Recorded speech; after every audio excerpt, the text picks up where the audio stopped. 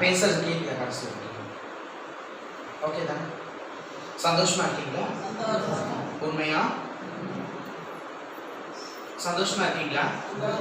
உண்மையா உறுதியா? தடைகளை நீக்கி போடுகிற நம்மளோடு கூட இருக்கிறார். சந்தோஷமா இருக்கீங்களா? பெரிய காரியங்கள் அதிசயங்களை செய்கிறவர் நம்மளோடு கூட தான் இருக்கிறார். சந்தோஷமா இருக்கீங்களா?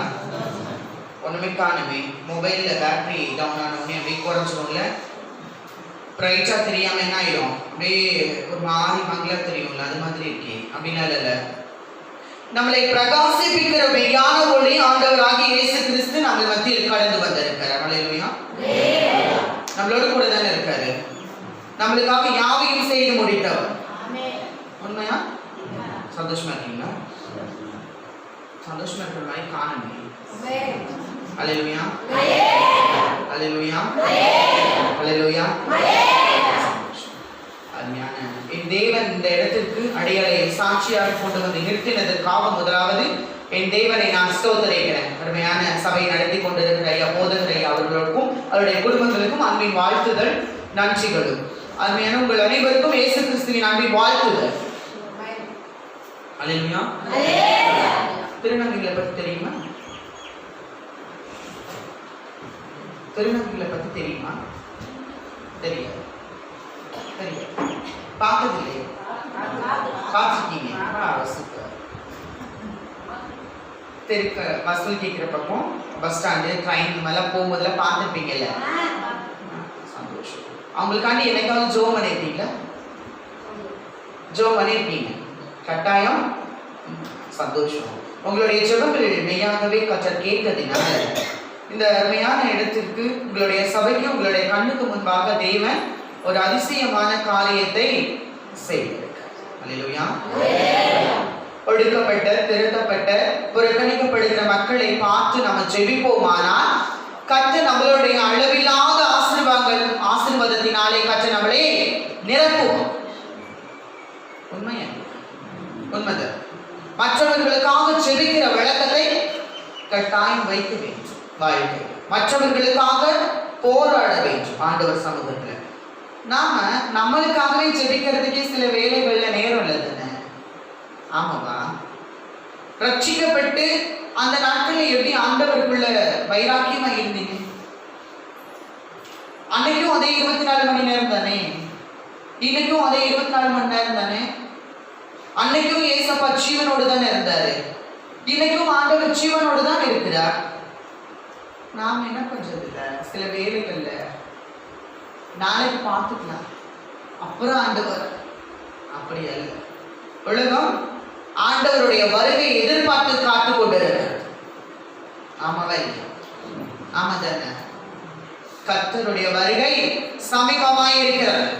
தேவன் அதிசீக்கிரத்தில் வரப்போகிறது. உங்களுக்கு ஒன்று தெரியுமா? அவருடைய வருகை நாட்கள் எப்படிப்பட்ட சம்பவங்கள்லாம் நடக்கும்னு வேதத்தில் எழுதி இருந்துச்சு. இந்தியாவில் மட்டும்தான் ஒரு வியாதி இருக்கா? கொலை நோய் இருக்கா? இல்லை தானே? எத்தனை நாட்டில் இருக்கு தெரியுமா? 210 நாட்டிலையும் இருக்கு.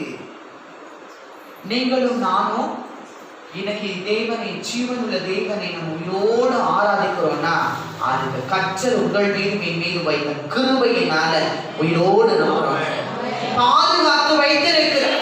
எத்தனையோ பேர் மறைத்து போனாங்க, ஆனா தேவனோ உங்களையும் என்னையும் பார்த்து அன்பாய் கிருபையாய் இறங்கினதுனால ஜீவனோடு இருக்கிறாங்க. இல்லைன்னு வச்சுக்கோங்க, இந்த வருஷத்துல முதல் நாள் ஆரம்பிக்கும் போது எத்தனையோ பேர் இருந்தாங்க, இன்னைக்கு இருக்காங்களா? எத்தனையோ பேர் நீங்க பார்த்த மனிதர்கள் எல்லாரும் அப்படியே இருக்காங்களா? இல்லை தானே? எத்தனையோ பேர் கடந்து போயிட்டாங்க. ஆனால் கர்த்தர் உங்களையும் என்னையும் உயிரோடு வைத்திருக்கிறது காரணம் இன்னும் அவரோடு கூட நான் சேர வேண்டும் என்பதற்காக, அவரை இன்னும் தெரிந்து கொள்ள வேண்டும் என்பதற்காக, அவரிடத்துல இன்னும் அதிகமான அன்பை பெற்றுக்கொள்ள வேண்டும் என்பதற்காக, அவர் இந்த பூமியிலே நம்மளுக்கு கற்றுக் கொடுக்க வேண்டும் என்பதற்காக நம்மளை உயிரோடு வைத்திருக்கிறார். ஏன் கற்றுக் கொடுக்கிறார்னு எனக்காவது யோசிச்சு பார்த்திருக்கீங்களா? எனக்காவது யோசிச்சு பார்த்திருக்கீங்களா? இந்த பூமியிலே நம்ம கற்றுக்கொண்டு வருகிறோமே, எனக்காவது யோசிச்சு பார்த்திருக்கீங்களா? கட்டாயம் நாள் வித்தியாசமான நாள் கற்றர் நம்மளோடு கூட பேசுவார் என்பதை நான் விசுவாசிக்கிறேன். நிச்சயமா அதற்கான பதில் கட்டாயம் உங்களுடைய ஒவ்வொருடைய இருதயத்திலும் கற்றர் வார்த்தையின் மூலமாக பேசுவார் என்பதை நான் விசுவாசிக்கிறேன். திருநங்கைகளுக்காண்டி ஜோம் பண்ணியிருக்கீங்க. திருநங்கைகளை பத்தி வேத வசனம் சொல்லுது தெரியுமா உங்களுக்கு? தெரியும். எடுத்து வாசிங்க. மத்தேயு எழுதின சுவிசேஷம் 19வது அதிகாரம் 12வது வசனம். தாயின் வயிற்றிலிருந்து அன்னகர்களாய் பிறந்தவர்களும் உண்டு, மனுஷர்களால் அன்னகர்களாக்கப்பட்டவர்களும் உண்டு, பரலோக ராஜ்யத்தின் நிமித்தம் தங்களை அன்னகர்களாக்கி கொண்டவர்களும் உண்டு. இதை ஏற்றுக்கொள்ள வல்லவன் ஏற்றுக்கொள்ள கடவன் என்றார். ஆமென். இப்ப புரியுதா? 3 விதமான அன்னகர்கள். இங்கிலீஷ் பைபிள்ல யூனிக் அப்படின்னு இருக்கு. யூனிக் அப்படின்னா அழிகள் அப்படின்னு அர்த்தம். புரியுதா உங்களுக்கு? இப்போ அழிகள் இப்பதான் திருநங்கைன்னு இருந்துச்சு. அப்ப அதுக்கு முன்னாடி என்ன பேர் இருந்துச்சு தெரியுமா? கேவலமான ஒரு பேர் இருந்தது. இப்போ ஒரு 10-15 வருஷத்துக்கு முன்னாடிலாம் தெருவில் நடந்து போயிட்டாலே அப்படி வித்தியாசமா பார்ப்பாங்க. எனக்கு அப்படி யாராவது பார்க்குறாங்களா? இல்லை தானே. தேசத்திலே தெய்வம் எவ்வளவாய் திருநங்கைகள் மக்களை அன்பு வைத்தார் தேவன். மரியாதையான எவ்வளவோ கேவலமான பெயர்களை இருந்த சூழ்நிலையில கற்றர் அழகான பெயர்களை கற்றர் மாற்றி வைத்தார். இன்னைக்கும் எத்தனையோ துறைகளில திருநங்கைகளை ஆண்டவரை ஏற்றுக்கொண்ட பிள்ளைகள் எத்தனையோ பேர் சாதிச்சு கொண்டு வருகிறாங்க. ஆமா தானே. அதனாலதாங்க இந்தியாவில் 15 லட்சம் திருநங்கைகள் இருந்தும் கற்றர் அடிகளை அவருக்கு ஊழியம் செய்யும்படிய சாட்சியை வைக்கும்படிய தேவன் தெரிந்து கொண்டார். இதை மாற்றம் அல்ல. ஏசாயா 56வது அதிகாரம் 3வது வசனம். கர்த்தரை சேர்ந்த அந்நிய புத்திரன் கர்த்தர் என்னை தம்முடைய ஜனத்தை விட்டு முற்றிலும் பிரித்து போடுவான் என்று சொல்லானாக. அன்னகனும் இதோ பட்ட மரம் என்று சொல்லானாக. ஆமென். இங்க இருக்கா ஏசாயா தீர்க்கதரிசி அழகா எழுதி வைத்திருக்கிறார். நீங்க கட்டாயம் 2 ராஜாக்களின் புஸ்தகம் 9வது அதிகாரம் 2 ராஜாக்களின் புஸ்தகம் 9வது அதிகாரம் 32வது வசனம். அந்த ஒரு வசனத்தை மட்டும் வாசிக்கிறோம். அப்பொழுது தன் முகத்தை அந்த ஜன்னலுக்கு நேராக ஏறெடுத்து என் பட்சத்தில் இருக்கிறது யார் யார் என்று கேட்டதற்கு 2-3 பிரதானிகள் எட்டி பார்த்தார்கள். ஒரே ஒரு வசனம். பிரதானிகள் அப்படின்னு இருக்கா? பழைய ஏற்பாடு காலத்துல அதிகமான பிரதானிகளை குறித்து நீங்க நிறைய தியானித்திருக்கலாம், வாசிச்சிருக்கலாம். எஸ்தர் ராஜாவின் புஸ்தகத்துல 10 பிரதானிகள் வாழ்ந்ததற்கான சரித்திரம் சொல்லுகிறது. தானியேலின் புஸ்தகத்துல பிரதானிகள் இருந்தார்கள் என்று சொல்லப்படுகிறது. எரேமியா தீர்க்கதரிசி புஸ்தகத்திலையும் அங்கு நேபுகாத்நேச்சருடைய காலத்துல அவர் சிறைப்பிடிக்கப்பட்டு போன நாட்கள்ல அங்கும் பிரதானிகள் இருந்ததாக எரேமியா புக்லையும் என்ன பண்ணுது சொல்லப்படுது. அப்போ பிரதானிகள் அப்படின்னா என்ன தெரியுமா? அரசவையில அரண்மனையில வேலை செய்து கொண்டிருந்த திருநங்கைகளுக்கு பெயர் தான் பிரதானிகள். அழிகளுக்கு அங்கு வேலைகள் அமர்த்தப்பட்ட அந்த பணியினுடைய வேலைக்கு ஒரு பட்டம் பிரதானி. இப்போ தலைவர், செயலாளர், பொருளாளர்னா இருக்காங்களா? அந்த மாதிரி அந்த அரண்மனையில வேலை பார்த்துட்டு இருந்த திருநங்கைகள் அன்னகனுக்கு பிரதானிகள் என்பது ஒரு பட்டம். அவ்வளவுதான். பிரதானிகள் என்பது அவனுக்கு உரிய அந்த வேலைக்குரிய அந்த பட்டம். அரண்மனையிலே வேலை பார்த்து கொண்டிருந்த நபர்கள் அவங்க எல்லாருமே. இப்ப புரியல அவங்களுக்கு? இப்போ இல்ல, ஆதியில இருந்தே இருக்காங்க. நாம தான் என்ன பண்றது இல்ல, தெரிஞ்சுக்கிறது. குடும்பத்தினால புறக்கணிக்கப்பட்டு, பெற்றவங்களால வெறுக்கப்பட்டு, சகோதரர்களால வெறுக்கப்பட்டாலும் படைத்தவர் வெறுப்பதே இல்லை. வேத வசனம் தெளிவாய் சொல்லுகிறது. அவரை நாடி தேடி வருகிறவர்களை அவர் புறவே ஒரு நாள் தள்ளுவதே இல்லை. கர்த்தர் அவர் நல்லவர். ஆமாவை? ஆமா, ஆமே. அவர் நல்லவர் தானே. அவர் நல்லவராக இருக்கிறதுனால தாங்க நாமளும் அவரை தொழுது கொள்றோம், தேடி வந்திருக்கிறோம். ஒருவேளை நல்லா யோசிச்சு பாருங்க. எனக்காவது யோசிச்சு பார்த்துருக்கீங்களா? கர்த்தர் நாம இயேசுவை தேடினோமா, இயேசு நம்மளை தேடினாரா? யோசிச்சு பாருங்க. இயேசுதான் நம்மளை தேடி வந்தாருங்க. ஏன் தேடி வந்தாருன்னு என்னைக்காவது யோசிச்சு பார்த்துருக்கீங்களா? அவருடைய சாயல்ல அவருடைய கரத்தினால படைக்கப்பட்ட மனுஷன் அவருடைய ஜீவ சுவாசத்தை கொடுத்து சுவாசிக்கும்படியாக தேவன் அவருடைய ஜீவ சுவாசத்தை நம்மளுக்கு கொடுத்தார். ஆதியில இருந்தவங்க என்ன பண்ணிட்டாங்க? தேவனுடைய மகிமையை இழந்து போனாங்க. ஆனா கர்த்தர் மனுஷன் இந்த பூமியிலே உண்டாக்கினதற்காக நான் மனஸ்தாபப்படுகிறேன், வேதனைப்படுறேன்னு சொன்னாரு. ஆனா அதே தேவன் யோனா தீர்க்கதரிசி மூலமா சொல்லும் போது, லட்சத்தி எவ்வளவோ ஆட்கள் இந்த பூமியிலே இருக்கிறார்களே, அவர்களுக்கு வலது கைக்கும் இடது கைக்கும் தெரியாத என்னுடைய ஜனங்களை குறித்து நான் பரிதவியாமல் இருப்பேனா அப்படின்னு சொன்னாரே. எங்களை மீட்பதற்காக பரலோகத்தில் இருந்து இயேசு இந்த பூமிக்கு வந்து நம்ம மீது இவ்வளவாய் அன்பு வைத்திருக்கிறேன் என்பது காட்டுவதற்காக தன்னுடைய ஜீவனையே இந்த பூமியில கொடுத்தவருங்க. நீங்களும் நானும் ஆராதிக்கிற தெய்வம் அவ்வளவு நல்லவர். உங்களுக்கு ஒண்ணு தெரியுமா? மனுஷனுடைய இருதயம் 3 நாளைக்கு மேல யாரு மீதுமே அன்பு வைக்காது. தெரியுமா? முதல் நாள் பார்த்த உடனே சந்தோஷமா இருக்கும், வாங்க வாங்க வீங்க. 2வது நாள் என்ன பண்ணுவீங்க? ரோட்ல போனா கூட அப்படியே எட்டி பார்த்துட்டு சரி சரி போறாங்க அப்படின்னு உங்க வேலையை பார்ப்பீங்க. 3வது நாள் இந்த ரோட்ல வந்தாங்கன்னு வச்சுக்கோங்க, பார்க்க கூட மாட்டோம். அதுதான் மனுஷனோட இயல்பான இருதயம். ஆனா இப்படிப்பட்ட மனுஷங்களையும் இயேசு தேடி வந்து இந்த இருதயத்திலே எனக்கு ஒரு இடம் தாய் என்று சொல்லி கேட்பாரானா நம்மளுடைய இருதயம் கேடு உள்ளது. அது உங்களுக்கு தெரியுமா? இருதயம் எதை வேணுமாலும் யோசிச்சுட்டே இருக்கும், எப்படி எப்படியோ யோசிக்கும். அந்த இருதயத்துல ஆண்டவர் வந்த உடனே அழகா அந்த இருதயத்தை மாற்றி நம்மளுடைய வாழ்க்கையை மாற்றி நம்மளுடைய சுபாவங்களை மாற்றி நம்ம பாவங்களில் இருந்தெல்லாம் விடுதலை அடையும்படியாக அவருடைய ரத்தத்தினால முதலாவது நம்ம கழுவப்படுறோம். எவ்வளவு நல்லவர்ல இயேசு நல்லவரா இல்லையா? எத்தனை பேர் சொல்ல முடியும் இயேசு நல்லவர், என்னுடைய வாழ்க்கையில் அவர் நல்லவராகவே இருக்கிறார், அவர் ஜீவனோடு இருக்கிறார். உங்ககிட்ட நிறைய பேர் கேட்கிறாங்களா இயேசு உயிரோடு இருக்காரா அப்படின்னு கேட்கிறாங்களா? கேட்கலையா? நிறைய பேர் கேட்பாங்க. என்ன சொல்லியிருக்கீங்க? பதில என்ன சொல்லியிருக்கீங்க? இயேசு உயிரோடு இருக்காரா அப்படின்னு கேட்டா நீங்க என்ன பதில் சொல்லியிருக்கீங்க? உயிரோடு இருக்காரு. கட்டாயம்? உண்மையா? உறுதியா? ஆமென். அவர் உயிரோடு இருக்காருங்க. நம்முடைய பாவத்திலிருந்து மீட்டவர் உயிரோடு இருக்கார். ஆமென். நம்முடைய சாபங்களில் இருந்து நம்முடைய குணாதிசயம் எப்படி வாழ்ந்து கொண்டிருந்திருக்கலாம். ஆனால் வாழ்க்கையில் இப்படித்தான் கிறிஸ்துவுக்குள் வாழ வேண்டும் என்பதற்காக நம்மளை தேடி வந்து நம்மளை அழகாய் மாற்றி எடுத்தவர் அவர் உயிரோடு இருக்கார். வியாதிகளில் இருந்து விடுதலை கொடுத்தவர் உயிரோடு இருக்கார். தேவைகளை ஒவ்வொரு நாளும் சந்திக்கிறவர் உயிரோடு இருக்காருங்க. அவர் உயிரோடு இருப்பதினாலதான் நம்ம மறிக்காம உயிரோடு இருக்கோம்.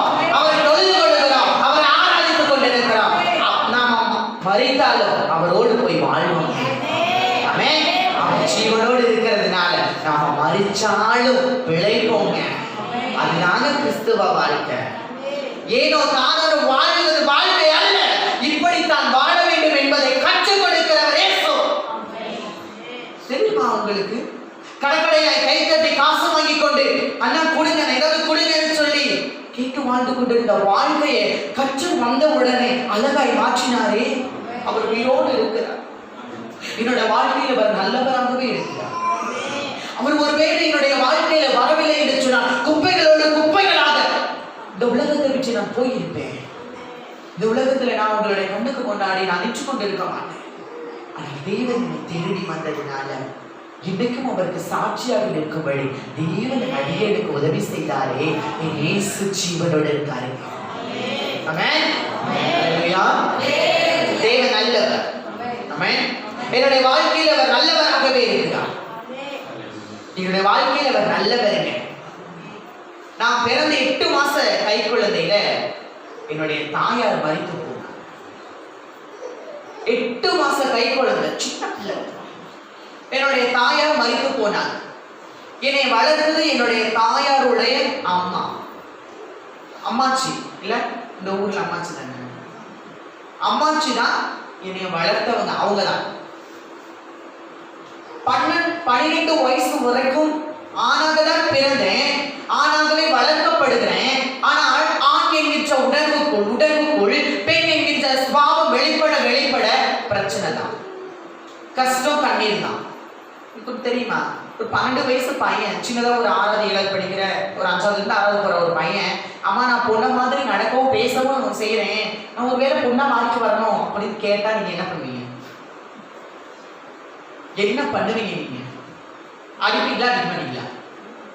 அடிக்க மாட்டீங்க, அடிக்கவே மாட்டீங்க. நீங்க அடிப்பீங்க தானே, கட்டாயம் அடிப்பீங்க. ஆமா தானே, உண்மையா அடிப்பீங்க. என்ன சொல்லி அடிப்பீங்க?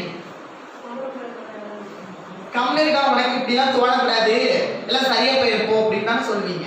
அப்படிதான் அடியும் வாங்கினேன், அப்படிதான் என்கிட்ட சொன்னாங்க.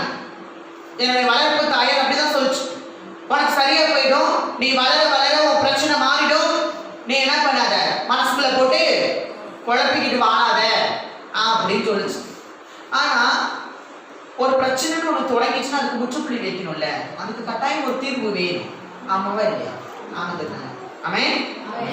அப்போ என் வாழ்க்கையில பிரச்சனை தொடங்கிச்சு, ஆனா அது முற்றுப்புள்ளி வைப்பதற்கு யாருக்கும் தெரியவில்லை. என்னுடைய தாயாருக்கு என்னுடைய குணாதிசயத்தை பற்றி புரியவே இல்லை, என்னுடைய வளர்ப்பு தாயாருக்கு தெரியவே இல்லை. ஒவ்வொரு நாளும் என்னை திட்டுவாங்க, ஏன் இப்படி பண்ற, இப்படி நடக்காத, ஏன் இப்படி பொம்பளை மாதிரி நடந்துட்டு போற. பக்கத்து வீட்டுல என்னுடைய சோகமா உட்கார்ந்துருந்த வீட்டுல பக்கத்து வீட்டுக்காரங்க வந்து, ஏன் நீ சோகமா உட்கார்ந்துருக்க, என்ன பிரச்சனைன்னு கேட்டாங்க. நான் இந்த மாதிரி பிரச்சனை, எனக்கு இன்னும் பொண்ணா மாறிட்டே வர மாதிரி ஒரு ஃபீல் ஆகுது, எனக்கு என்ன பண்றதுனே தெரியலன்னு சொன்னேன். அவ்வளவுதான். ஊர்ல ஏற்கனவே இது 9ன்னு சொல்லி அரசல் பரிசல பேசிட்டு தான் இருந்தாங்க. கடைசியில அவங்க பக்கத்து வீட்டுல சொன்ன உடனே அவங்க ஊரே பரப்பிச்சு. எனக்குன்னு ஒண்ணு தெரியுமா உங்களுக்கு, 3வது மனுஷனிடத்திலே ஒரு காரியத்தை நீங்க சொல்லவே கூடாது. நீங்க சொன்னீங்கன்னா என்ன நடக்கும் தெரியுமா? ஒருத்தர் தான் சொல்லியிருப்பீங்க, 1 2 2 4 4 8 8 16 16 32 ஊரே போயிட்டா. அப்படிதான் என்னுடைய வாழ்க்கையும். நான் அவங்க கிட்ட அந்த பிரச்சனையை சொல்ல போக அவங்க ஊரே பரப்பி விட, அடுத்தவங்க வந்து என்கிட்ட இது கேட்க வேண்டாம். தெருவில் நடக்கும் போது அவங்க பார்க்குற அந்த பார்வை இருக்கே, ஏன் நம்ம உயிரோடு வாழ்றோங்கிற மாதிரி இருக்கும். அவங்க கேட்க வேண்டாம், அவங்க பார்க்குற அந்த வித்தியாசம் அவங்களுடைய பார்வையை 1000 அர்த்தங்களை கொடுக்கும். மனுஷனிடத்துல எதையுமே சொல்லுவது தவறான செயல். தெரியுமா உங்களுக்கு? வேதம் தெளிவாய் சொல்லுகிறது, ஒருவன் ஞானத்தில் குறைவு இருந்தால் அவரிடத்திலே கேட்க வேண்டுமா, வாழ்க்கையில் குறைவு இருந்தால் அவரிடத்திலே கேட்க வேண்டும். அவர் எப்படிப்பட்டவர் தெரியுமா? நீங்களும் நானும் ஆராதித்துக் கொண்டிருக்கிற தெய்வம் ஒருவரையும் கடிந்து கொள்ளாதவருமாகிய யாவருக்கும் சம்பூர்ணமாய் கொடுக்கிறவரிடத்திலே நாம் விசுவாசம் உள்ளவர்களாய் இருக்க வேண்டும், கேட்க வேண்டும். ஆமென். எவ்வளவு நல்லவர் தானே நீங்கள், நான் ஆராதிக்கிற நல்லவர். பக்கத்து வீட்டுல சொன்ன உடனே ஊரே போயிடுச்சு. மற்றவர்கள் பார்ப்பவருடைய பார்வைகள் அவ்வளவு மோசமானது, அவ்வளவு ஒரு வேதனையான செயல். பள்ளிக்கூடத்துல படிக்க முடியல, காலையில 9 மணில இருந்து சாயங்காலம் 5 மணி வரைக்கும் பள்ளிக்கூடத்துல தான் இருக்கேன். என் கூட படிக்கிற டெஸ்க்ல பக்கத்துல உள்ள பையன் என்னை பார்த்து கேட்பான், என்னடா நீ 9 மாதிரி பேசவும் செய்யவும் நடக்கவும் செய்யறே, நீ 9ஆ அப்படின்னு கேட்கும்போது எப்படி இருந்துச்சு வாழ்க்கையில? நம்ம பேர ஒருவேளை என் வாழ்க்கையில என்ன நடக்குதுன்னு எனக்கு தெரியாத ஒரு வாழ்க்கை ஏன் வாழ்வோம்? அன்பு இல்லாத ஒரு சமுதாயத்துல நம்ம பிறந்து வாழ்றோமா? மற்றவர்களை குற்றப்படுத்துகிற செயல்ல வாழ்ந்து கொண்டிருக்கிறோமே, ஏன் உயிரோடு வாழ்கிறோம்? இப்படிப்பட்ட ஒரு சூழல். சொந்தக்காரங்க வீட்டுல போய் எந்த விசேஷத்துக்கும் கூட இருக்க முடியாது.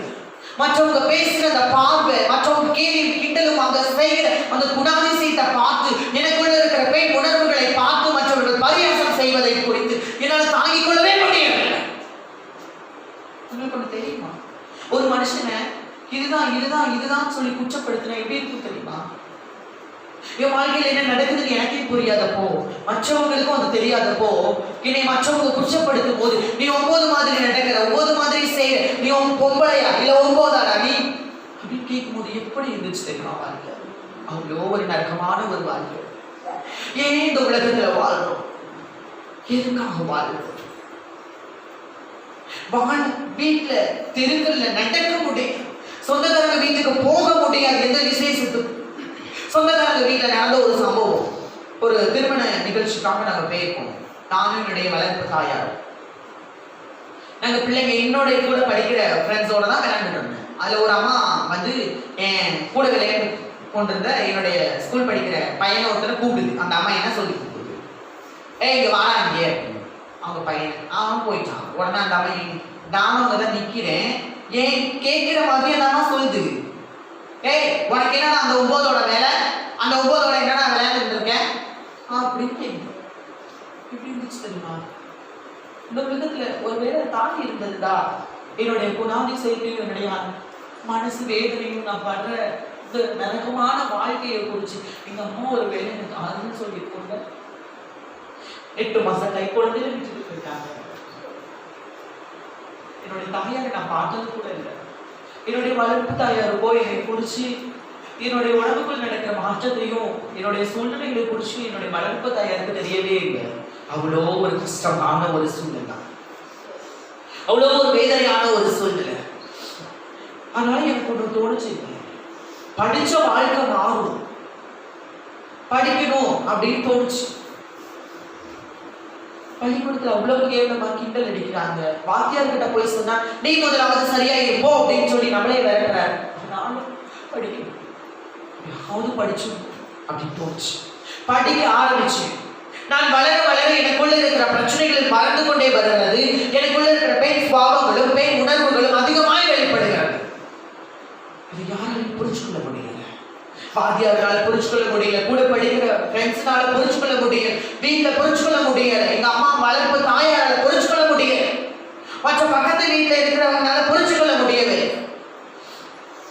அவ்வளோ ஒரு இக்கட்டான ஒரு சூழ்நிலை தான். அதனால படிக்கணும். நான் 10ஆம் வகுப்பு படித்துக் கொண்டிருக்கும் போது என்னைய வளர்த்து கொண்டிருந்த என்னுடைய வளர்ப்பு தாயாரும் மறிச்சு போனாங்க. 15 வயசுல எல்லாரும் மறிச்சு போயிட்டாங்க. 15 வயசுல சின்ன பையன் திக்கு திசை தெரியாம நடு ரோட்ல விட்டாங்க. 15 வயசுல என்னுடைய வளர்ப்பு தாயாரும் மறித்து போன உடனே எனக்கு என்ன பண்றதே தெரியல. 15 வருஷம் என்னுடைய வாழ்க்கையில எல்லா காரியத்தையும் நீ இப்படிதான் செய்யணும், நீ இப்படிதான் இருக்கணும், நான் உனக்கு உதவி செய்யறேன், நீ கவலைப்படாத அப்படின்னு சொல்லிக்கிட்டு இருந்த என்னுடைய வளர்ப்பு தாயாரோ மறிச்சு போன உடனே வாழ்க்கையே கேள்விக்குரிய மாறிட்டு. அவ்வளோ ஒரு நரகமான ஒரு வாழ்க்கை. என்னுடைய பாட்டி என்னுடைய வளர்ப்பு தாயார் மறித்து 1 மாசம் கழிச்சு என்னுடைய மாமா அத்தையும் நைட்டு வீட்டு கதவை தட்டவுடனே 2 நாள் எங்க வீட்டுல இருந்த எல்லாம் சமைச்சு சாப்பிட்டு ஒண்ணுமே இல்லை. அது வரைக்கும் பள்ளிக்கூடம் போய்கிட்டு இருந்தேன். வீட்டுல இருக்கிறத வச்சு சமைச்சு சாப்பிட்டேன். அடுத்த வேலைக்கு என்ன பண்ணது தெரியல. 2 நாள் பட்டினியா கிடந்தேன். எங்க மாமா அத்தையும் வீட்டுல இருந்து கதவு தட்டும் போது யாரோ தட்டுறாங்கன்னு சொல்லி கதவு திறந்து பார்க்கும்போது எங்க மாமா அத்தையும் கதவு திறந்த உடனே நான் பார்த்த உடனே எனக்கு ஒரு சந்தோஷம் இருந்துச்சு. அந்த சந்தோஷத்துக்கான காரணத்தை பின்னாடி நான் உங்களுக்கு சொல்றேன். அவங்களை பார்த்த உடனே எங்க அத்தை சொல்லிச்சிங்க வா அப்படின்னு சொல்லுங்க, வீட்டுக்கு உள்ளே நின்று சொல்லுங்க அத்தை அப்படின்னு. நீ வாங்க அப்படின்னு சொல்லுங்க அத்தை அப்படின்னு. எங்க அத்தை ஒண்ணும் பண்ணல, அப்படியே சட்டையை பிடிச்சிட்டு போய் தரத்தவரை இழுத்துட்டு போய் ரோட்ல விட்டு இதுதான் ரோடு, இதோட அப்படி போ அப்படின்னு சொல்லிச்சு. நான் எங்க அத்தை எனக்கு சின்ன பையன் தானே, நான் எங்க போவேன், என்னை யாருக்குமே தெரியாது, எனக்கும் யாரையுமே தெரியாது, இப்படியே ரோட்டோட போக சொன்ன நான் எங்கத்த போவேன், அவங்களோட வச்சுக்கோங்க அப்படின்னு கேட்டேன். எங்க அத்தை சொல்லிச்சு நீ யாருக்குமே பிரயோஜனம் இல்லாமல் 9 வாழ்றடானே, நீ யாருக்குமே பிரயோஜனமே இல்லை, நீ நான் உன்னை என் வீட்டை கூட்டிட்டு போக முடியாது, என் பிள்ளைங்க 2 பிள்ளைங்க இருக்கு, என் பிள்ளைங்களோட வாழ்க்கை உன்னால கெட்டு போயிடும், போவேன் அப்படின்னு யார்கிட்ட கேட்டேன்.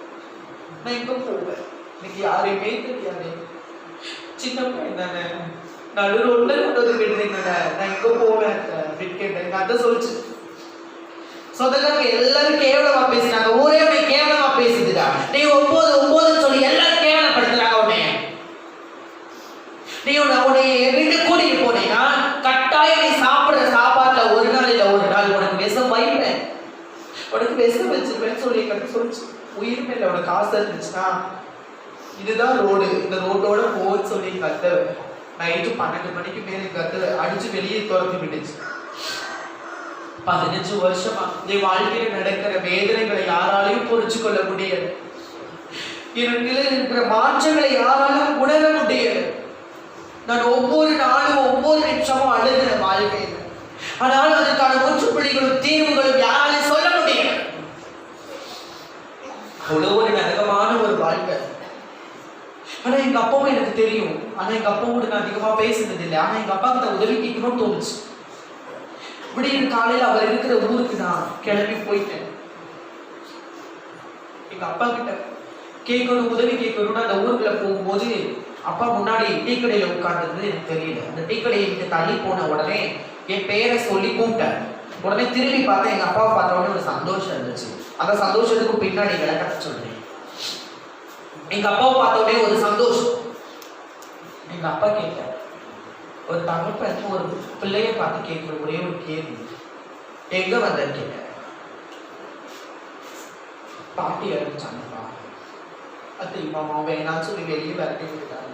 எனக்கு ஏதாவது உதவி செய்யுங்கப்பா, உதவி செய்யுங்கப்பா, ஏதாவது ஹாஸ்டல்ல என்ன செய்தேன் படிக்க வைங்கப்பா, உதவி செய்யுங்கப்பா, உதவி கேட்கறது தான் வந்தேன் அப்படின்னு சொன்னேன். எங்க அப்பா சொன்னேன், உனக்கு உதவியெல்லாம் செய்ய முடியாதுடா, நீ 9 போல இருக்கிறதுனால மற்றவர்களுடைய கண்ணுக்கு நீ கேவலமாக இருக்க, அதனால உன்னை யாருமே பிடிக்கல, எல்லாரும் உன்னை வெறுக்கிறாங்கடா, நீ ஏடா பிறந்த அப்படின்னு எங்க அப்பா கிட்ட பார்த்து.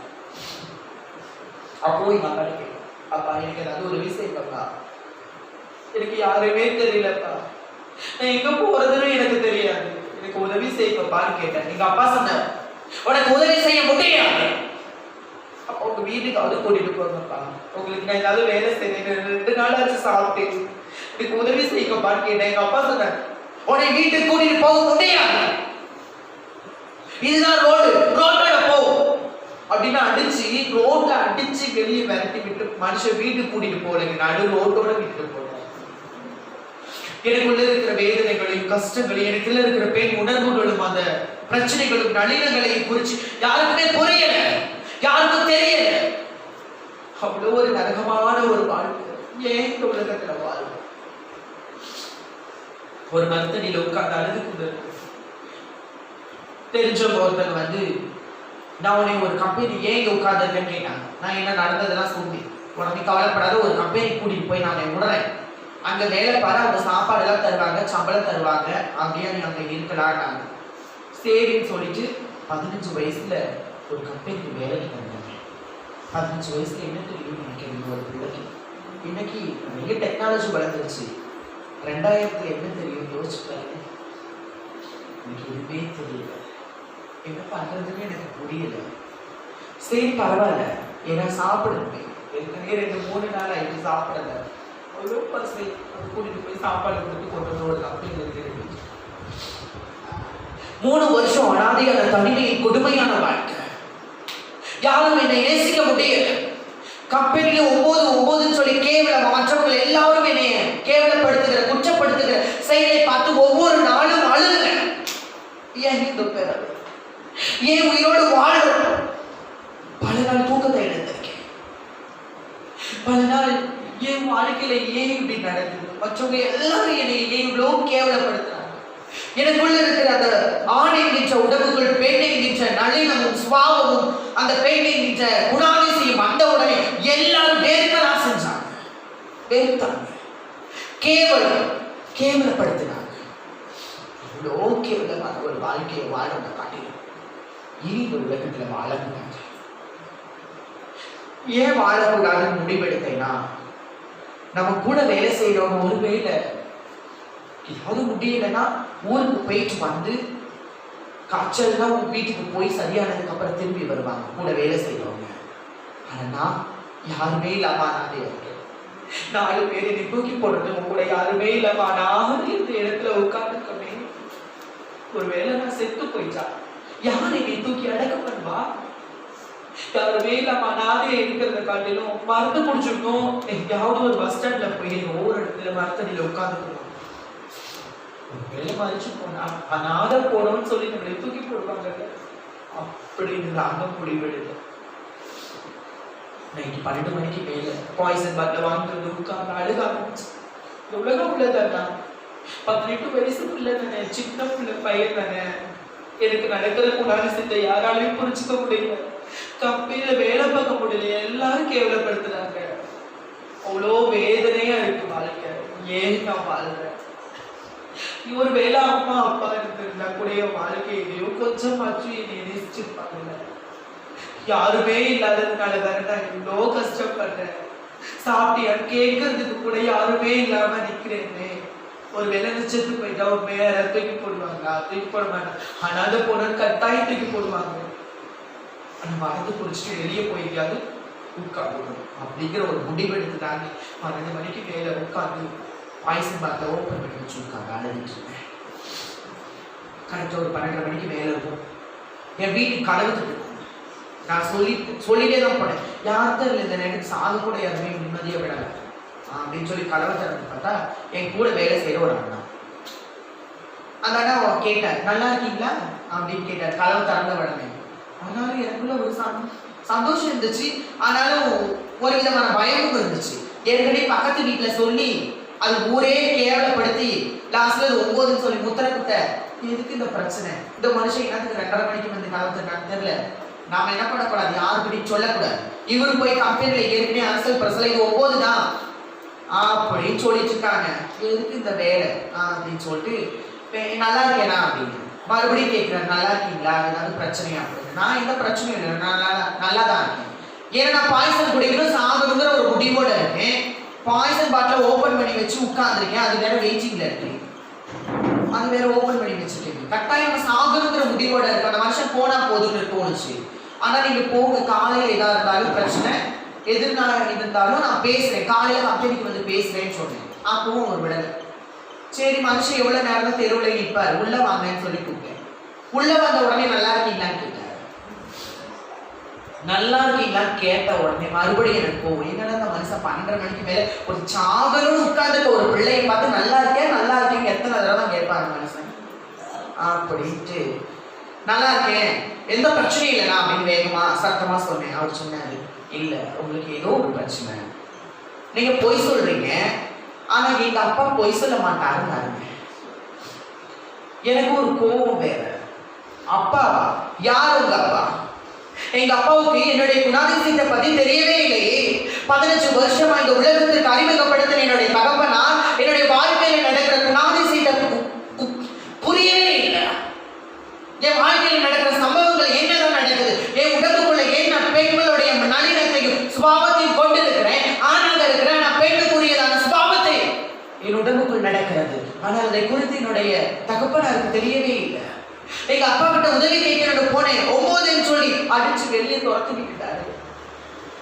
எப்படி உங்க அப்பா 15 வருஷத்துக்கு 3 வருஷத்துக்கு முன்னாடி 15 வருஷம் என்னை பார்த்து கொண்டிருந்த என்னுடைய மாமாவும் அத்தையும் என்னுடைய குணாதிசயத்தை பார்த்து நடுரோட்ல கொண்டு வந்து விட்டுட்டு, இதுதான் ரோடு, உயிர் மேல ஆசையா இருந்துச்சுன்னா போன்னு சொல்லி அடிச்சு விரட்டினாங்களே.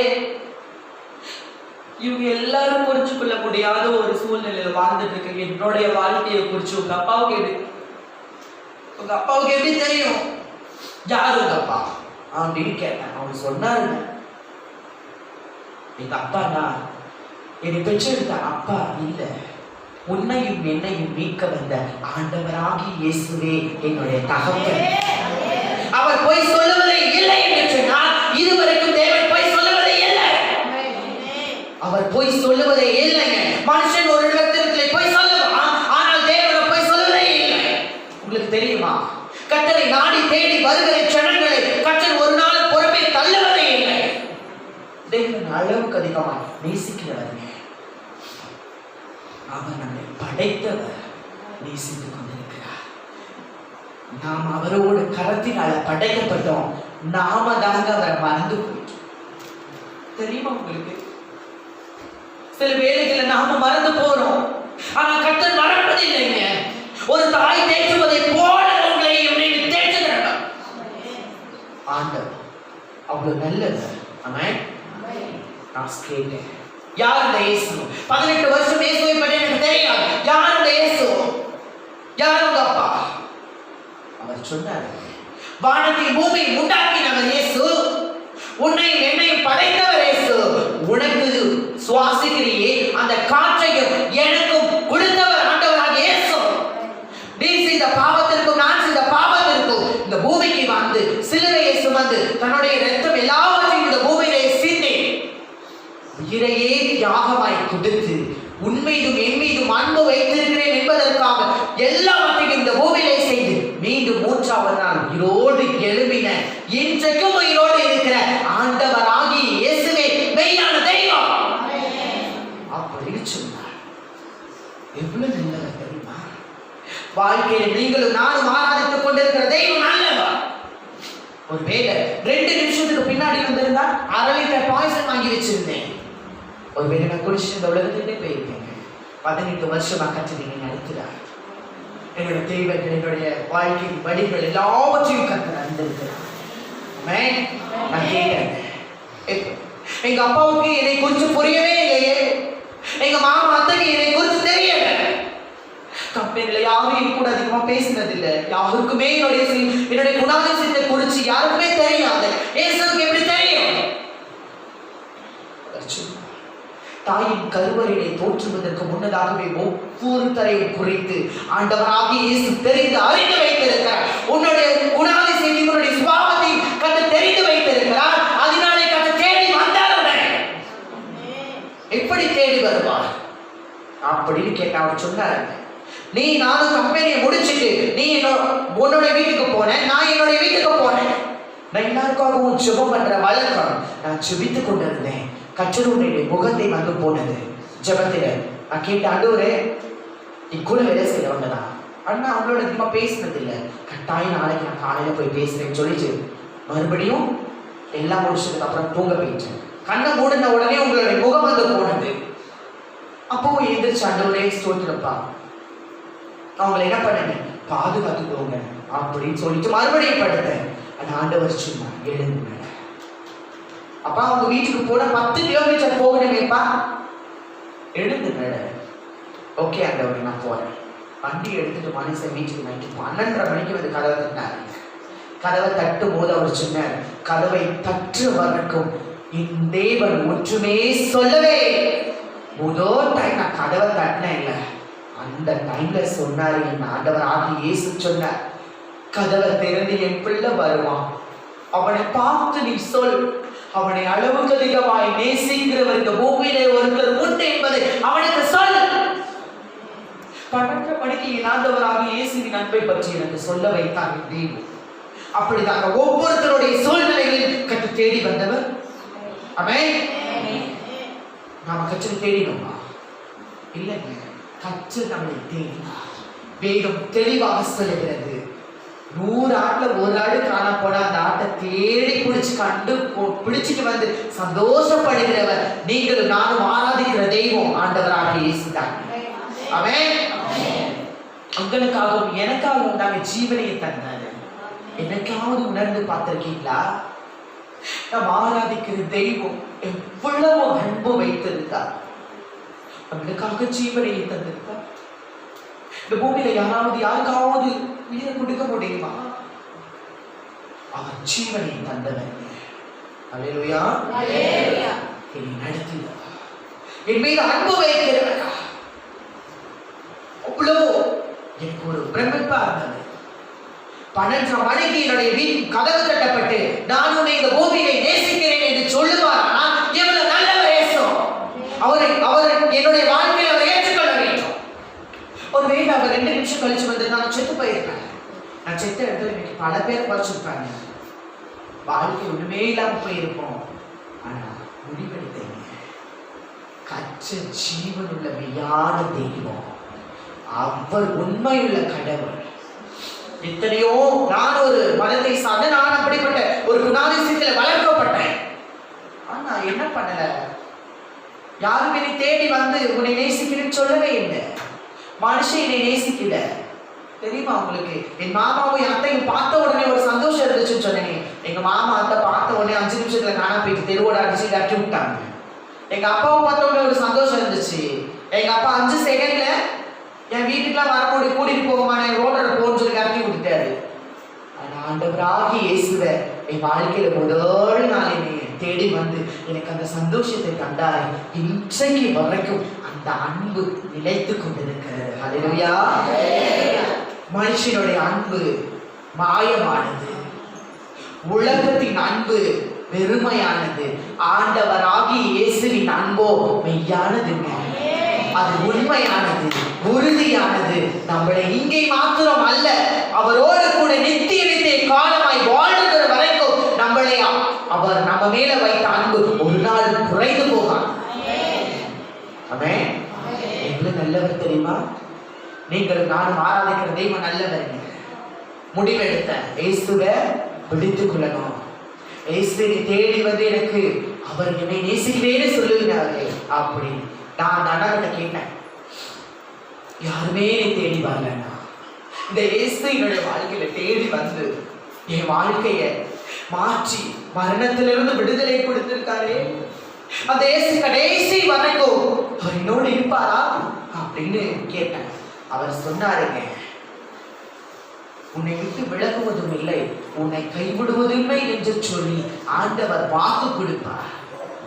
வாக்கு கொடுத்திருக்கிறார், வேதத்தில் எழுதி வைத்திருக்கிறார். ஆண்டவர் ஒரு நாள் உன்னை விட்டு விலகவே மாட்டார், உன்னை கைவிட மாட்டேன் என்று சொன்னார். ஆண்டவர் இன்றைக்கு வரைக்கும் அவர் கைவிடலைங்க. ஆமென். அவர் நம்மளை விட்டு விலகவே இல்லை. நாம தான் சில வேலைகளை விட்டு விலகணும். தெரியுமா உங்களுக்கு? அவர் விட்டு விலகவே இல்லை, நம்மளை கைவிடுவதே இல்லை. அவர் அன்றைக்கு அவர் சொன்ன அந்த வாக்கு, ஆண்டவராக இயேசு என்னோடு கூட சொன்ன அந்த வார்த்தை இது வரைக்கும் என் தேவனை நடத்தி வருகிறார். வார்த்தையாகிய இயேசு என் வாழ்க்கையை நடத்தி வருகிறார். ஹல்லேலூயா. வாழ்க்கையில அவர் ஜெபித்து விட்டு போய் 3 மணி நேரம் தூங்கியிருப்பேன். நல்ல ஒரு தூக்கம். காலையில எந்திரிச்சு பார்த்தவனே உலகம் வித்தியாசமா இருந்துச்சு. வித்தியாசமான ஒரு நான் பயன்படுத்துற 3 வருஷமா பயன்படுத்துற பொருள் வித்தியாசமா இருந்துச்சு. வேதம் தெளிவாய் சொல்லுகிறது, கற்றல் ஒரு மனுஷனுக்குள்ள உள்ள வந்துட்டா அவன் புது சிருஷ்டியாக மாற்றப்படுகிறான், உருவாக்கப்படுகிறான். படைவைகள் எல்லாம் ஒழிந்து போயின, எல்லாம் புதிவைகளாக. கர்த்தர் ஒவ்வொரு மனுஷனுடைய இருதயத்திலையும் ஒவ்வொரு நாளும் புதியவையான காரியத்தை கர்த்தர் செய்வாருங்க. நாம் அதை பெற்றுக்கொள்ளவே. அல்லேலூயா. அதுக்கப்புறம் கர்த்தரை முழுமையாக ஏற்றுக்கொண்டேன். என் வாழ்க்கையில் முதலாவது கண்ணாடியை பார்த்து நான் எப்பவுமே சொல்வேன், நான் கவலைப்படாது, உன்னை நல்லா பார்த்துப்பேன் அப்படின்னு எனக்கு நானே ஆறுதல் சொன்ன நாட்கள் பல நாட்கள் உண்டு. முதல் தடவையா என்னுடைய கண்ணாடியை பார்த்து நான் சொன்னேன், உனக்கு இயேசு இருக்காரு, உனக்கு இயேசு இருக்கா, உனக்கு இயேசு இருக்கா, உன்னை சாக விடாமல் உன்னை காப்பாற்றின இயேசு இருக்காரு, அவரை பிடிச்சுக்க, அவர் உன்னை நடத்துவாரு, உன் வாழ்க்கை முழுவதும் கூடவே வருவாரு என்று சொல்லி என்னுடைய இருதயத்தில் என்னுடைய கண்ணாடியை பார்த்து பேசினேன். கர்த்தர் இன்றைக்கு வரைக்கும் என்னோடு கூட இருக்கிறேன். ஹல்லேலூயா. நான் அதை விசுவாசிக்கிறேன், அதை நான் நம்புகிறேன். கர்த்தர் எனக்காக யாவையும் செய்து முடிப்பார். கர்த்தர் எனக்கு என் கூடவே இருக்கிறார். ஹல்லேலூயா. எவ்வளவு நல்லவர்ல நீங்களும் நானும் ஆராதிக்கிற தெய்வம் நல்லவர் தான் இல்லையா? ஆமென். கண்களை மூடி ஆண்டவருடைய வார்த்தைக்கு நேராக, அன்புக்கு நேராக ஆண்டவரே துதிக்கிறோம், ஸ்தோத்திரிக்கிறோம் சுவாமி. அன்பு மிரக்கும் உள்ள ஐஸ்வர்யவானே, கிருபைகள் நிறைந்த நல்ல தெய்வமே துதிக்கிறோம், போற்றுகிறோம், வாழ்த்துகிறோம், வணங்குகிறோம். ஆண்டவரே அப்பா, நீங்க இந்த நாள்ல பரிசுத்த ஓய்வு நாளுக்காக உங்களுக்கு நன்றி செலுத்துகிறோம். ஆண்டவரே எங்களோட வாழ்க்கையில நீங்க எங்களுக்கு கற்றுக் கொடுக்க சுவாமி. நீங்க கற்றுக் கொடுத்தீங்கன்னா எங்க வாழ்க்கை மாறும், எங்க பிரச்சனைகள் எல்லாம் மாறும், எங்க வாழ்க்கை சீர்படுத்தப்படும், செமையான வழிகள்ல நடத்தப்படும். ஆண்டவரே நீங்க வாங்க ஆண்டவரே, எங்களோட பேசுங்க சுவாமி. பேசுகிறவர் ஜீவன் உள்ளவர் ஐயா. ஆமா ஆண்டவரே, ஒரு மனுஷன் அப்பத்தினால மாத்திரம் அல்ல ஆண்டவரே, அது ஜீவ வார்த்தையினாலும் பிழைப்பான் என்று எழுதி இருக்கிறது. அப்படிப்பட்ட ஜீவ வார்த்தை அது வாயிலிருந்து புறப்பட்டு வருவதா கற்றங்களுடைய வாழ்க்கை உருவாக்கப்படுவீரா, செம்மையான வழிகளை நடப்பிப்பீராக ஆண்டவர். அதிகளை மறைத்து நீர் வெளிப்படுவீரா, அதிகள் சிறிது ஆண்டவரை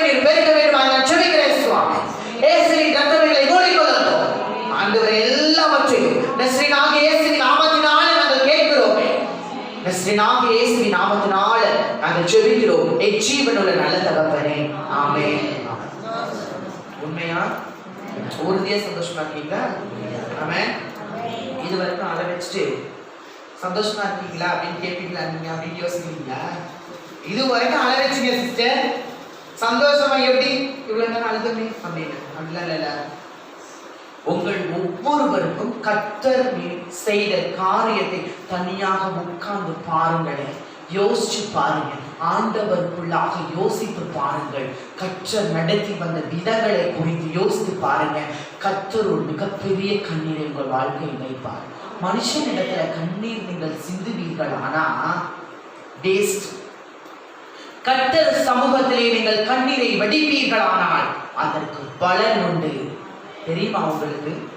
மனுஷன் கண்ணீரை வேஸ்ட். நீங்க அழுது பாருங்களேன் மனுஷங்கிட்ட, அவன் நம்மளை இன்னும் கேவலமா இருப்போமா நினைப்பான். அதே ஆண்டவர் சமூகத்துல அழுது பாருங்க, கற்று அந்த கண்ணீரை துருத்தியில பிடிச்சு வச்சிருக்கேன் வேற சொல்லுது. நீங்களும் நானும் அவருடைய சமூகத்துல வடிக்கிற எல்லா கண்ணீருக்கும் ஒரு நாள் பதில் வரும். தெரியுமா உங்களுக்கு? கற்றர் கொடுத்தாருன்னா சம்பூர்ணமாய் கொடுப்பார், சம்பூர்ணமான ஆசீர்வாதங்களை கற்று கொடுப்பார். ஆமென். இனி மனுஷன் இடத்துல அழுவீங்களா, கற்றர் இடத்துல அழுவீங்களா? இருதயத்தை சோதித்து அறிந்து பாருங்கள். ஆமென். அல்லேலூயா. சரி, எடுத்து வாசிங்க. யோவான் எழுதின சுவிசேஷத்தின் நற்செய்தி நூல் 11வது அதிகாரம் 40வது வசனம். இயேசு அவளை நோக்கி நீ விசுவாசித்தால் தேவனுடைய மகிமையை காண்பாய் என்று நான் உனக்கு சொல்லவில்லையா என்றார். ஆமென். இன்றைக்கு உங்களோட வாழ்க்கையில மிகப்பெரிய ஒரு நல்ல நாள் என்பதை நீங்கள் புரிந்து கொள்ள வேண்டும். கர்த்தர் உங்களுடைய விசுவாசத்தை குறித்து ஒரு பரிசோதித்து அல்லது நம்மளுக்கு கற்றுக் கொடுக்கிற நல்ல நாட்களாக நீங்கள் என்ன வேண்டும்? இருதயத்தில் எண்ணிக்கொள்ள வேண்டும். ஆமென். எப்படிப்பட்ட விசுவாசம் உள்ளவர்களாக நாம் வாழ்ந்து கொண்டிருக்கிறோம்? ஆண்டவர் உங்களை மேனையை நோக்கித்தான் சொன்னார், நீங்கள் இப்பொழுது விசுவாசித்தால் தேவனுடைய மகிமையை காண்பாய் என்று நான் உனக்கு சொல்லவில்லையா? கர்த்தர் சொன்னாரா இல்லையா? சொன்னாரா? சொன்னார். என்னெல்லாம் சொன்னார்? அவரை விசுவாசிக்க வேண்டும். விசுவாசம் என்பது என்ன தெரியுமா? அவர் மீது அளவு கடந்த நம்பிக்கை வைக்கிறோமே, அதுவே விசுவாசம். அவர் மேல் நாம் கொண்டிருக்கிற நம்பிக்கை விசுவாசம். நான் மரித்தாலும் நான் பிழைப்பேன் என்பது அவருக்குள்ளாக வைக்கிற நம்பிக்கை. நீங்கள் நானும் எப்படி வைத்துக் கொண்டிருக்கிறோம்?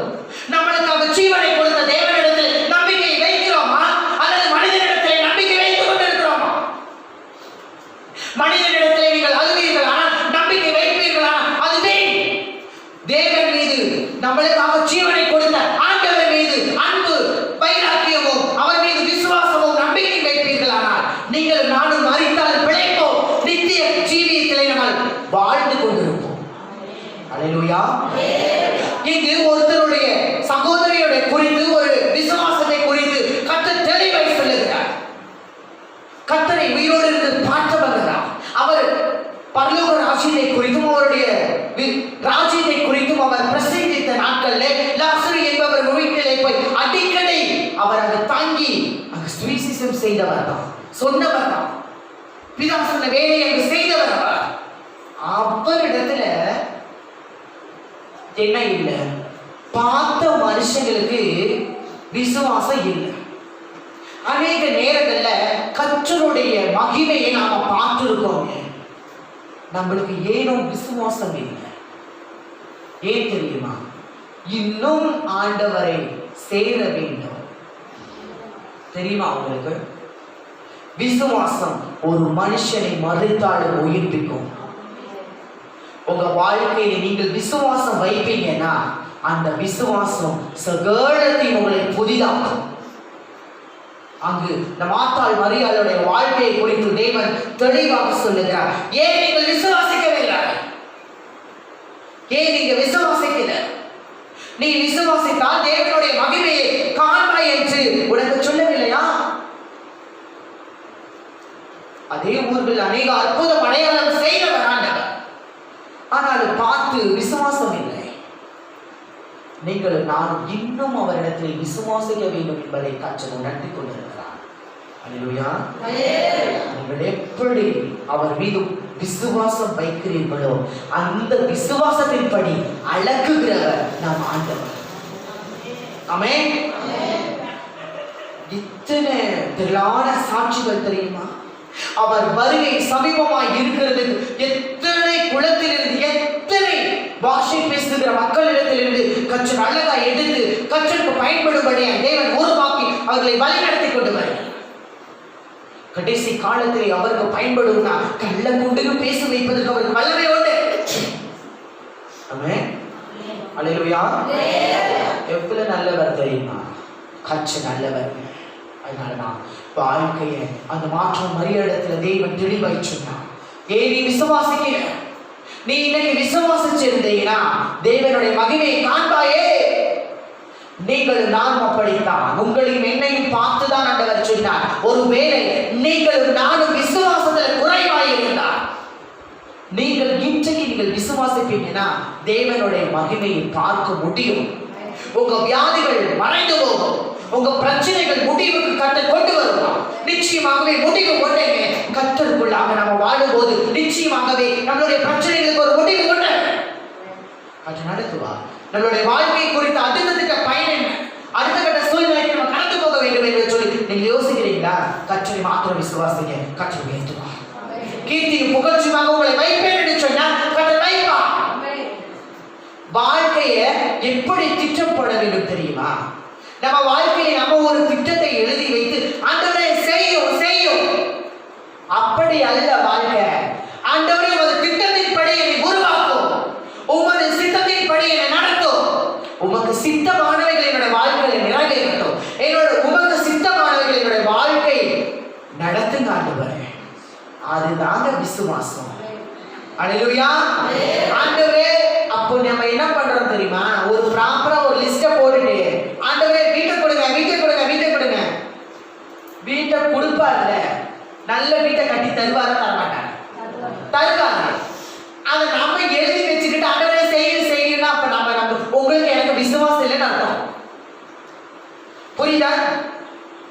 ஆண்டவரே வியாதியை சுகமாக்கும் கற்ற ஒரு வார்த்தை சொன்னா ஒரு மிகப்பெரிய ஒரு செல்வந்தன் தன்னுடைய வேலை ஆட்களுக்காக அவன் மறித்துக் கொண்டிருக்கிற சூழ்நிலையில் ஆண்டவர் இடத்துல வந்து கேட்டான், ஆண்டவரே என் வீட்டிற்கு நீ வருவதற்கு நான் எவ்வளவு பாத்திரமான இல்ல, ஆனாலும் ஒரு வார்த்தை சொல்லுங்கப்பா, என் வேலைக்காரன் பிழைத்திருப்பான், உன்னோட விசுவாசம் ரட்சித்துக்கு உன்னை போ.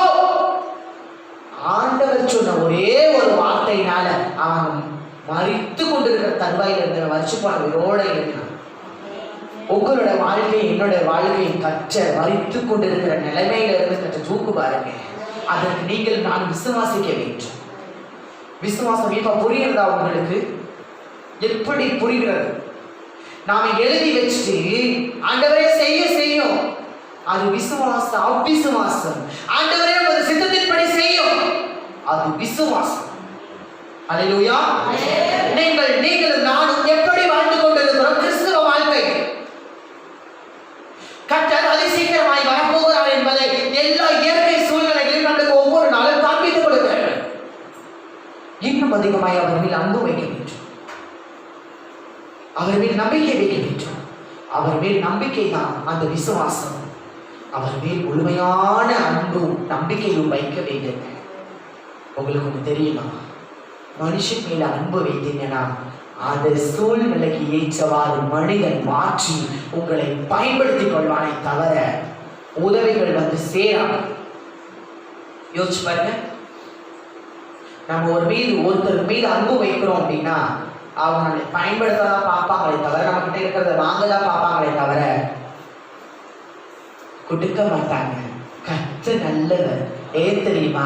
அவர் மீது அன்பு வைத்தா சகலத்தையும் நம்மளுக்கு திருப்பிக் கொள்ளும்படியா நம்ம கரத்தை உயர்த்தி வந்தவர். அல்லேலூயா. மனுஷனிடத்துல வைக்கிற அன்பு வேஸ்ட், கர்த்தரிடத்துல வைக்கிற அன்பு பலனை கொடுக்குங்க. அதான் வேதம் தெளிவா சொல்லுது, முதலாவது அவரையும் அவருடைய நீதியையும் ராஜ்யத்தை தேடுங்கள், இவைகள் எல்லாம் கூட கர்த்தர் உங்களுக்கு எனக்கு வைத்திருக்கிறார். நாம தான் விசுவாசத்திலே குறைபாடு உள்ளவர்களாக ஒவ்வொரு நாளும் வாழ்ந்து கொண்டிருக்கிறோம். கர்த்தர் ஒரு தாளத்தை கொடுத்தார், ஆனால் கர்த்தருக்காக அதை பயன்படுத்த வேண்டும். எத்தனை பேர் கர்த்தர் வாலிப பிள்ளைகள் கர்த்தருக்கு கொடுக்கப்பட்ட தாளங்களை எப்படி பயன்படுத்திக் கொண்டிருக்கிறார்? இப்போ 2 நாளைக்கு முன்னாடி புதன் வியாழக்கிழமை விருதுநகர் மாவட்டத்தில் 2 நாள் பெண்கள் கூட்டத்தை நான் நடத்தி கொண்டிருந்தேன். கர்த்தர் அடியலை கொண்டு போய் நடத்தினார். அந்த இடத்துல அந்த பொண்ணு 11ஆம் வகுப்பு படிக்கும் போது தேவனை 8வது படிக்கும் போது கர்த்தரை தெரிந்து கொண்ட மகள். அவள் ஒரு மார்க்கம் சமுதாயத்திலிருந்து ரட்சிக்கப்பட்டவள்.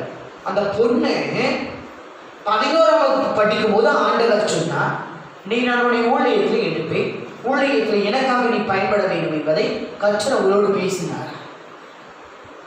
எவ்வளவு ஒரு விசுவாசம் பாருங்க அந்த பொண்ணுக்கு. 11 வயசு, இப்போ காலேஜ் எல்லாம் முடிச்சு 22 வயசு. கிட்டத்தட்ட ஒரு 60-70 பேரை மக்களை ரட்சிப்புக்குள்ள நடத்தி சபையை நடத்தி கொண்டிருக்கிறார். வாலிப பிள்ளைகள் அப்படி வாழ வேண்டும் வாழ்க்கை. கிறிஸ்துவுக்காக ஆண்டவர் நம்மளுக்காக ஜீவனை தந்தாரே, அவருக்காக நம்ம என்ன செய்து கொண்டிருக்கிறோம்? என்ன செய்யறோம்? யோசிச்சு பாருங்க. அவர் ஒரு வேளை நம்மளுக்கு ஜீவனை தரலனா நாம பாவத்திலிருந்து விடுதலை நம்ம அடைந்திருக்க முடியுமா? அவர் சொல்லுகிறாரே, பரலோகத்தில் போய் நம்ம வாழ முடியுமா? இவ்வளவு திரளான சாட்சிகள் வாழ்க்கையில எல்லா தேவைகளையும் கொடுத்தவர். நல்ல வீட்டை கொடுக்கிறார், நல்ல கை நிறைய சம்பாத்தியத்தை கொடுத்தார், நல்ல படிப்பை கற்றுக் கொடுத்தார், நல்ல வாழ்க்கையை கற்றுக் கொடுத்து கொண்டிருக்கிறார். வாழ்க்கையில தேவைகள் எல்லாவற்றையும் கற்றுக் கொடுத்தாரு. கற்றுக்காக ஏதாவது செய்யறோமா? லட்சங்களும் ஆயிரங்களும் கோடிகளும் கொண்டு வந்து கற்றிடத்தில் கொடுக்கிறோம் இல்லை. கற்றச் சொன்னார், சகோதர ஜனங்களுக்கு சுவிசேஷத்தை பிரசங்கிக்க வேண்டும். நீங்கள் நானும் ரட்சிக்கப்பட்ட உடனே ஆண்டவருடைய அன்பை பெற்றுக் கொண்டிருக்கிற நாம ஒருவேளை கர்த்தருடைய சுவிசேஷத்தை நீங்களும் நானும் சொல்லாவிட்டால் உங்களுக்கும் எனக்கும் ஐயோ என்று எழுதியிருக்கிறதே. ஐயோ என்பது என்ன தெரியுமா? நீங்கள் துர்மரணத்தினாலும் திடீரென்று மரித்து போவீர்கள். ஒருவேளை நம்ம திடீரென்று மரித்து போனால் கர்த்தரிடத்தில் போய் வாழ வேண்டும். அவருக்காக பிரியமுள்ளவர்கள் அவருடைய சித்தத்தின்படி பூமியில நம்ம செய்வோமானால் கர்த்தரோடு போய் வாழலாம். ஒருவேளை கர்த்தருக்காக வாழலைன்னா நம்ம வாழ்க்கைக்கு போய் முடியும். யோசிச்சு பாருங்க. அவளுக்கு ஒரு விசுவாசம் உள்ள பிள்ளைக்கு நான் பார்த்து பிரமித்து போனேன். என்னுடைய ஊழியத்தின் அனுபவத்துல இப்படிப்பட்ட ஒரு மகளா? காலேஜ் படிச்சு முடிச்சு வெளியே வரும்போது 11ஆவது வகுப்புல இருந்து என்னுடைய வேதத்தை தூக்கி என் ஆண்டவர் சொன்னார். அதே இடத்துல எத்தனை எதிர்ப்புகளுக்கு மாற்றினும் நான் இதை நடத்தி கொண்டு வருகிறேன். அம்மா கர்த்தரினோடு கூட இருக்கிறார் என்பதை மற்றவங்களாம் உணர்ந்து கொண்டாங்க. இத்தனை பிள்ளைகளை கர்த்தர் மேய்க்கும்படிய அடியலை வைத்திருக்கிறார் அம்மா அப்படின்னு சொன்னார். எவ்வளவாய் கர்த்தர் நடத்துகிறவர். அவன் நல்லவருங்க. நீங்களும் நானும் ஆராதிக்கிறவர் நல்லவர். அதனாலதான் கர்த்தர் தெளிவாய் உங்களுக்கும் எனக்கும் சொல்லுகிறார். இயேசு உங்களை நோக்கி உங்களை என்னையை நோக்கி நீ விசுவாசித்தால் தேவனுடைய மகிமையை காண்பாய் என்று நான் உனக்கு சொல்லவில்லையா என்றார். தெரியுமா? நீங்களும் நானும் விசுவாசித்தால் தேவனுடைய மகிமையை காண முடியும். எல்லா சூழ்நிலையிலும் கர்த்தருக்கு கொடுக்கவும் அப்படிப்பட்ட ஒரு விசுவாசம் வேணும். நம் படிப்பிலே கர்த்தருக்கு பயன்படும்படியா கர்த்தரிடத்திலே நம்ம படிப்பு என்ன இருக்கிறது அதை கர்த்தரிடத்திலே பயன்படும்படியா கர்த்தருக்கு பயன்படுத்தும்படியே நாம கர்த்தரிடத்திலே கொடுப்போமே. யோசிச்சு பாருங்க. எல்லா சூழ்நிலைகளும் கொடுக்கிற கரங்களாய் கர்த்தர் மாற்றி வைக்க வேண்டும். அதற்கு நாம தான் என்ன பண்ணணும்? எழும்பணும். முதலாவது நாம எழும்பாம உட்கார்ந்த இடத்துல உட்கார்ந்துக்கிட்டு ஆண்டவரே செய்யும் செய்யும் செய்யும். முதலாவது விட்டு எழுப்பி ஆண்டவரே செய்யும் கர்த்தர் செய்வாருங்க. அவர் முதலாவது என்ன சொன்னாரோ அதை முதலாவது நம்ம வாழ்க்கையில செய்ய வேண்டும். ஒவ்வொரு வாக்குதத்துக்கு பின்னாடி ஒரு கட்டளை என்பது ஒன்று உண்டு. அது எத்தனை பேருக்கு தெரியும்? நீங்கள் இதை செய்வீர்களானால் நான் இதை உங்களுக்கு செய்வேன். நீ ஆசீர்வாதமாக இருப்பாய். தரித்திரர்களுக்கு ஒன்றுமே இல்லாத ஏழைகளுக்கு இருக்க வேண்டும். கர்த்தர் ஆசீர்வாதத்தை தருவார். அது கட்டளை. எத்தனை பேர் கர்த்தருடைய ஆசீர்வாதத்தை பெற்றுக்கொண்ட நாம மற்றவர்களிடத்தில் கொடுக்கிறோமா? மற்றவர்களுக்கு பயன்படும் பாத்திரமாக மாறுகிறோம்? யோசிச்சு பாருங்க. எப்படி அளவுக்கு அதிகமான விசுவாசத்தை கர்த்தர் மேல் நம்ம வைக்க முடியும்? நான் விசுவாசிக்கிறேன் அப்படி அல்ல.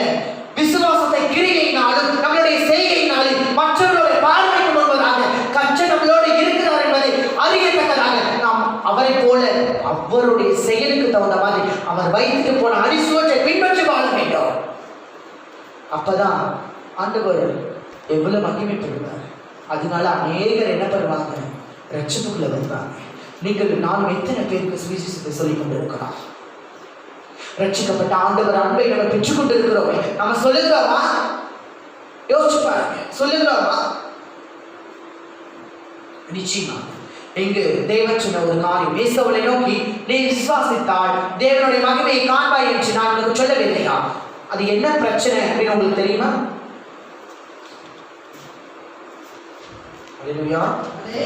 அது என்ன பிரச்சனை தெரியுமா? ஏன் ஆண்டவர் சொன்னாருன்னு? அதே 11வது அதிகாரம் 3வது வசனத்தை வாசிங்களேன். அப்பொழுது அவருடைய சகோதரிகள், ஆண்டவரே நீ சிநேகிக்கிறவன் வியாதியாய் இருக்கிறான் என்று சொல்ல அவரிடத்திற்கு ஆள் அனுப்பினார்கள். ஆமென். யாரு சிநேகிக்கிற மனுஷன்? இயேசுவே சிநேகிக்கிற மனுஷனுக்கு ஒரு வியாதிங்க. உங்களுக்கு புரியுதா? இயேசு ஒரு மனுஷனை நேசிப்பார். ஆனா பாடுகள் வரலாம், பிரச்சனை வரலாம், போராட்டம் வரலாம், கஷ்டம் வரலாம், கண்ணீரோட வாழ்க்கையும் உங்களுக்கு மாறி போகலாம். ஆனால் கண்ணீர்கள்ல தான் ஒரு அதிசயம் நடக்கும், கவலைகள்ல தான் ஒரு களிப்பான விஷயம் நடக்கும், தரித்திரமான சூழ்நிலையில தான் கர்த்தர் உயர்த்தி வைப்பார், பாடுகள்ல தான் ஒரு மகிமையான காரியம் அதிசயம் நடக்கும். விசுவாசிக்க வேண்டும்.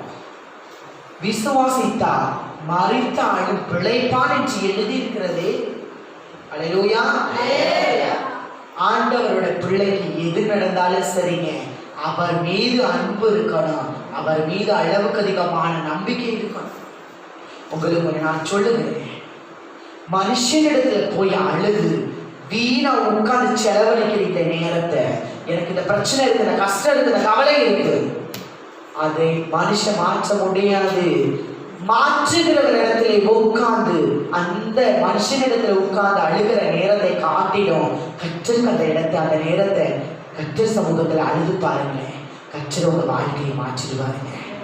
அல்லேலூயா. அதைத்தான் கர்த்தர் விரும்புகிறார், அதைதான் கர்த்தர் விரும்புகிறார், அதைதான் கர்த்தர் விரும்புகிறார். நாம என்ன பண்றோம்? அடிக்கடி போய் மனுஷனிடத்துல விழுந்து போறோம். மனுஷன் என்ன பண்ணுவான்? நேர்வழியில நடக்க முடியும்னு நினைக்கிறீங்களா? இல்லவே இல்லை. மனுஷன் நான் பெற்ற இன்பத்தை நீயும் பேருன்னு சொல்லி அவன் என்ன பண்றான்னா அதையே அவனை என்ன பண்ணிடுவான்? தள்ளி விட்டுருவான். ஆனா கர்த்தர் அப்படி இல்லை. நான் பரலோகத்துல இருக்கிறேன், நீ என் பிள்ளைகள் பரலோகம் வந்து சேர வேண்டும் என்பதற்காக தேவன் அழகாய் நம்மளை நடத்துவான், சொல்லிக் கொடுப்பார், கற்றுக் கொடுப்பார். அல்லேலூயா. இப்ப இனிமேல் யாருக்கிட்ட நீங்கள் உங்களுடைய நம்பிக்கையை விசுவாசத்தை வைத்திருப்பார்? என்னுடைய ஊழியத்தில் ஒரு தாயார் என்னுடைய யூடியூப் சேனலை பார்த்துவிட்டு ஒரு தாயார் எனக்கு போன் பண்ணி இப்படி சொன்னார், நான் இயேசுவிடத்திலே எல்லா காரியத்தையும் அவரிடத்தில் மாற்றமே நான் கேட்பேன், என்னுடைய நிலைகள் சூழ்நிலைகள் எல்லாவற்றையும் என் கணவரிடத்திலே நான் கேட்க மாட்டேன், ஆனால் கர்த்தரிடத்திலே கர்த்தரை மாத்திரம் நோக்கி பார்ப்பேன், ஆனால் கர்த்தர் என்னுடைய கணவர் மூலமாக தேவன் எனக்கு வாங்கி தருவார். அல்லேலூயா. எப்படி ஒரு அனுபவம், ஒரு விசுவாசம் பாருங்கள். நான் படித்து நான் டீச்சர் வேலைக்காக காத்திருந்தேன், ஆனால் கர்த்தர் சமூகத்திலே நான் காத்திருந்தேன். கர்த்தர் எனக்கு டீச்சர் வேலையை கற்றுக் கொடுத்தார். பிள்ளைகள் படித்து விட்டு என்ன அடுத்த கட்ட சூழ்நிலை, அவனுடைய வாழ்க்கை என்ன செய்ய வேண்டும் என்பதை தெரியாமல் முடித்துக் கொண்டிருந்தார்கள். ஆனால் கர்த்தரிடத்தில் கேட்டேன், கர்த்தர் சொன்னார், பிள்ளைகளை நேர்த்தியை நடத்துவேன் என்று சொன்னார். கர்த்தர் அந்த வார்த்தையை சொன்னார் என்பதை பிள்ளைகளுக்கு நான் சொன்னேன். கர்த்தருக்குள்ளாக பிள்ளைகளை நான் வளர்க்கும் வழியை தேவன் உதவி செய்தார். அவ்வளவு தத்திரியமான நிலைமை. கர்த்தர் படிப்படியாக உயர்த்தினார். என் பிள்ளைகளும் கணவரும் ரட்சிக்கப்பட்டார்கள். நீங்கள் ஆண்டவர் மீது வைக்கிற அன்பின்படி உங்களுக்கு அழகுகிறதா தெரியுமா உங்களுக்கு? அவர் மீது எந்த அளவின் படி நீங்கள் அவர் மீது அன்பு வைக்கிறீர்களோ, விசுவாசம் வைக்கிறீர்களோ, அதே அளவின் படி அவர் உங்களுக்கு கொடுக்கிறார்.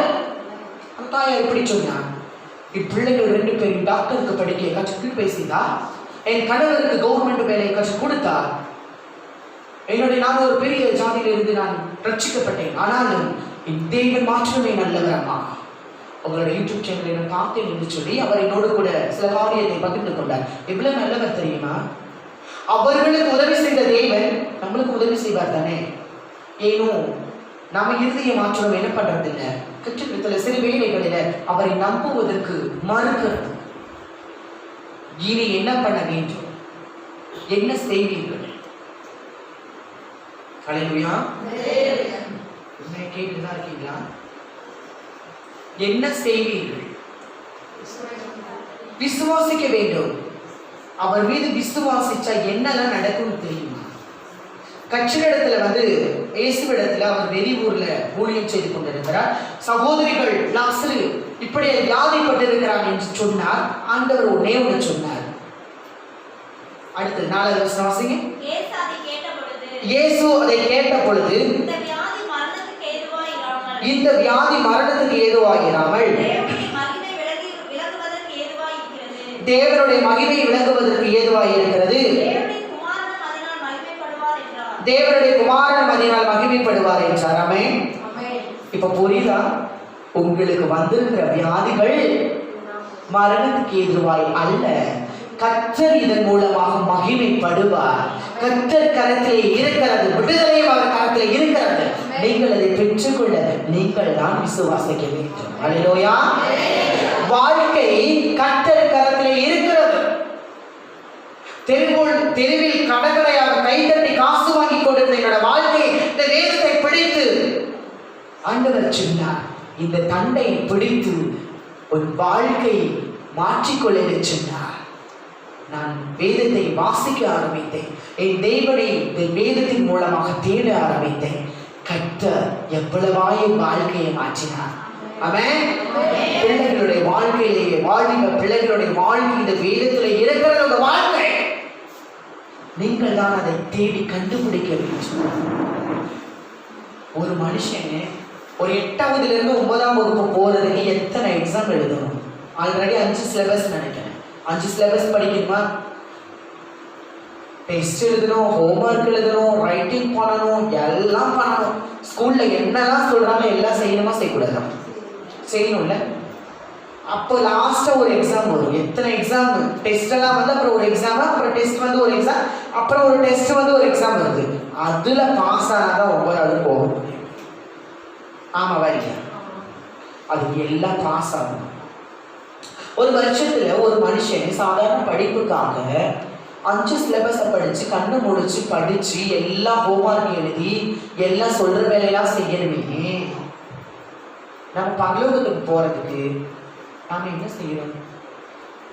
அவர் தெளிவா எழுதி கொடுத்தார் 66 புஸ்தகத்தை. 66 புஸ்தகத்தை படிக்கணும், தியானிக்கணும். அவர் சொல்லுகிற எல்லா காரியத்தையும் நேர்த்தியாக நடக்க வேண்டும். நாம நடந்தாலும் பரலோகம் போக முடியும். சாதாரண படிப்பே 8ஆவதுல இருந்து 9ஆவதுக்கு ஒரு பையன் போறானா 5 சிலபஸை படிக்கணும் வருஷத்துக்கு அப்படின்னா, பரலோகத்துக்கு சும்மா கூட்டிட்டு போய் வாப்பா அப்படின்னு கொண்டு போய் விட மாட்டாரு. பரலோகத்துல இந்த பூமியிலே எல்லாவற்றையும் இந்த வேதத்திலே சொல்லி தெளிவா எழுதி இருக்கிறது. இந்த வேதத்தை படித்து தியானித்து அவருக்குள் வளர வேண்டும். அல்லேலூயா. அப்பதான் பரலோகம் போக முடியும். உங்களுக்கு ஒரு தெரியுமா, ஒரு சாதாரண ஒரு வேலை, ஒரு எந்த வேலையாகவே இருக்கட்டுமே, எத்தனை டெஸ்ட் எத்தனை எக்ஸாம் எழுதி அந்த சீட்டில் போய் உட்காருறாங்க.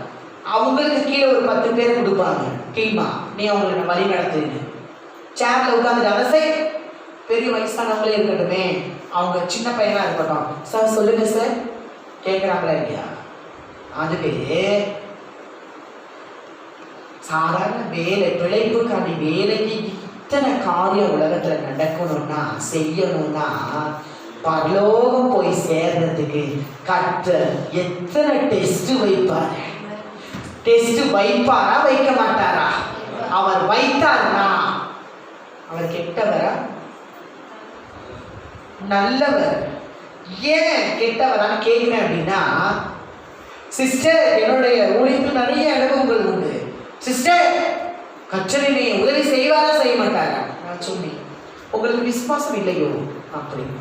கர்த்தர் செய்வாரா செய்ய மாட்டாரா சிஸ்டர் அப்படின்னு ஒன்றுமே புரியாம அந்த சகோதரி எனக்கு ஃபோன் பண்ணி ஒரு சகோதரி கேட்டுச்சு. நான் சொன்னேன், நீங்கள் விசுவாசித்தீர்கள்னா இன்றைக்கு தேவனுடைய மகிமையை காண்பீர்கள் அப்படின்ட்டு சொன்னேன். அந்த சகோதரி செய்வாரா செய்ய மாட்டாரா அப்படின்ச்சு. ஏமா கர்த்தர் செய்வாருமா, ஆனால் கர்த்தர் இடத்துல நீங்கள் அன்பு வைக்க வேண்டும் அப்படின்னு. வேற நேரம் இல்லை சிஸ்டர். என்னத்துக்கு நேரம் இல்லை? ஜெபிக்கிறதுக்கு நேரம் இல்லை. ஜெபிக்கிறதுக்கு நேரம் இல்லை. சரி, குடும்பத்தில் எல்லா வேலையும் செய்யறதுக்கு நேரம் இருக்கா? இருக்கு.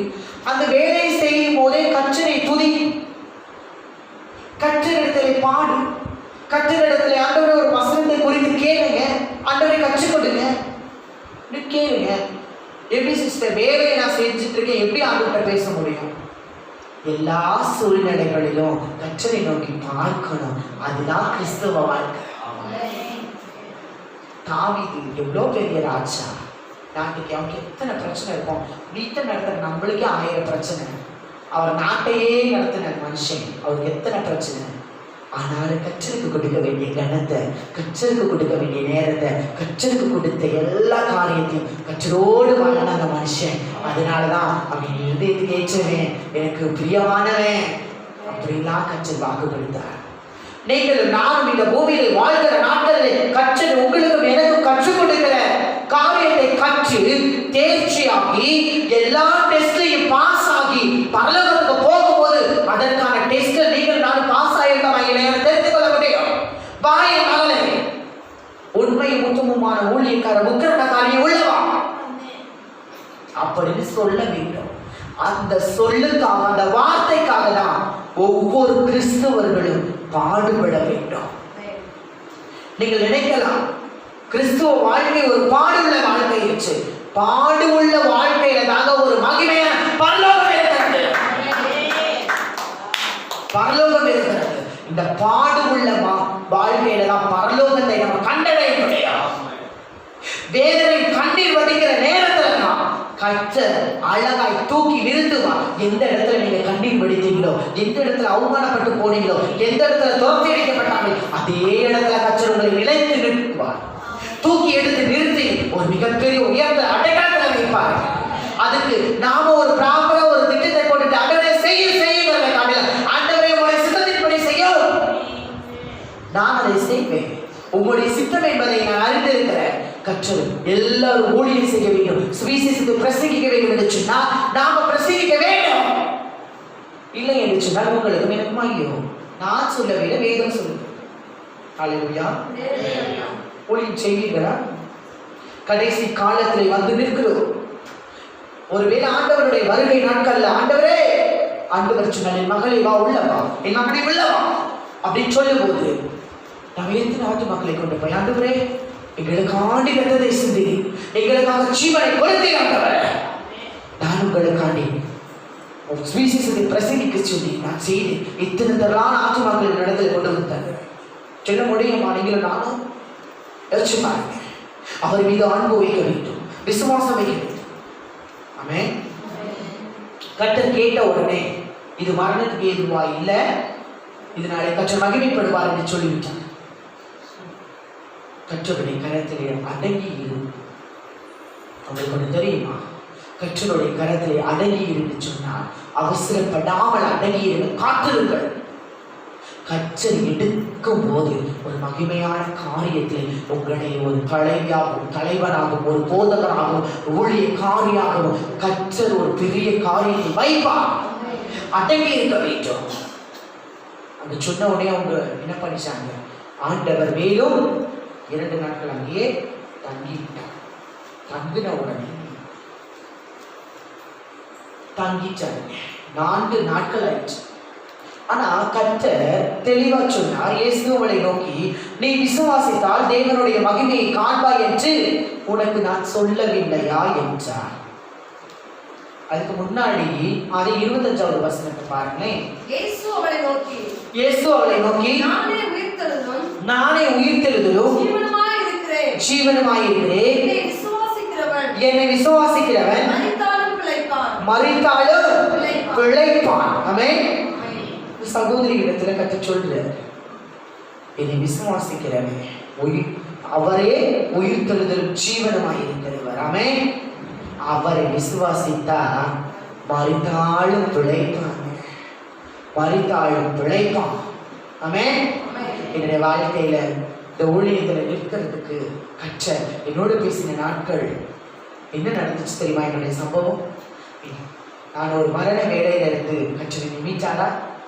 அதற்கப்புறம் ஒரு சபையிலே அங்கத்தினராக சபையிலே நான் ஒரு விசுவாசியாக இருந்தேன். ஆனாலும் அந்த சபையிலே என்னுடைய குணாதிசயத்தை பார்த்து என்னை துரத்தி விட்டார்கள். இங்கு சபைக்கு வரக்கூடாது என்பதை, இங்கு வந்தால் கற்றர் என்னை அருவருப்பார், இந்த சபையை ஆசீர்வதிக்க மாட்டார், நீங்கள் சபைக்கு வரக்கூடாது என்பதை சொல்லி வெளியே விரட்டி விட்டார். ஆனால் நான் கற்றரிடத்தில் ஜெபித்தேன், ஆண்டவரே உமக்கு சித்தமானா அந்த பாஸ்டர் ஐயா மூலமாக கற்றர் பேசி, ஆண்டவரே நீ பேசி என்ன பண்ணும், நான் அந்த சபையிலே நான் ஒரு விசுவாசியாக இருக்க கற்றர் எனக்கு உதவி செய்யுங்கன்னு சொல்லி ஜெபித்தேன். ஆனால் கற்றர் என்ன செய்தார் தெரியுமா?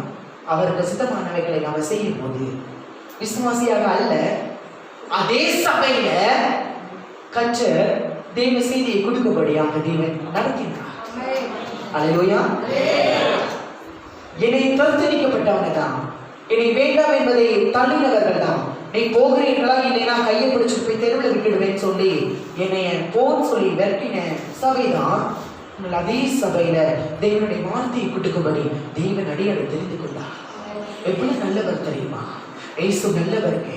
அதான் சொல்லி நாம ப்ராப்பரா ஒரு திட்டத்தை போடவே வேண்டாம். அவருடைய கருத்தில் இருக்கிறது எல்லா திட்டமும் அவருடைய கருத்தில் இருக்கிறது. உங்களை என்னை குறித்து ஒரு திட்டம் வைத்திருக்கிறார். உங்களுடைய வாழ்க்கையும் என்னுடைய வாழ்க்கையும் அவர் கருத்தில் இருக்கிறது.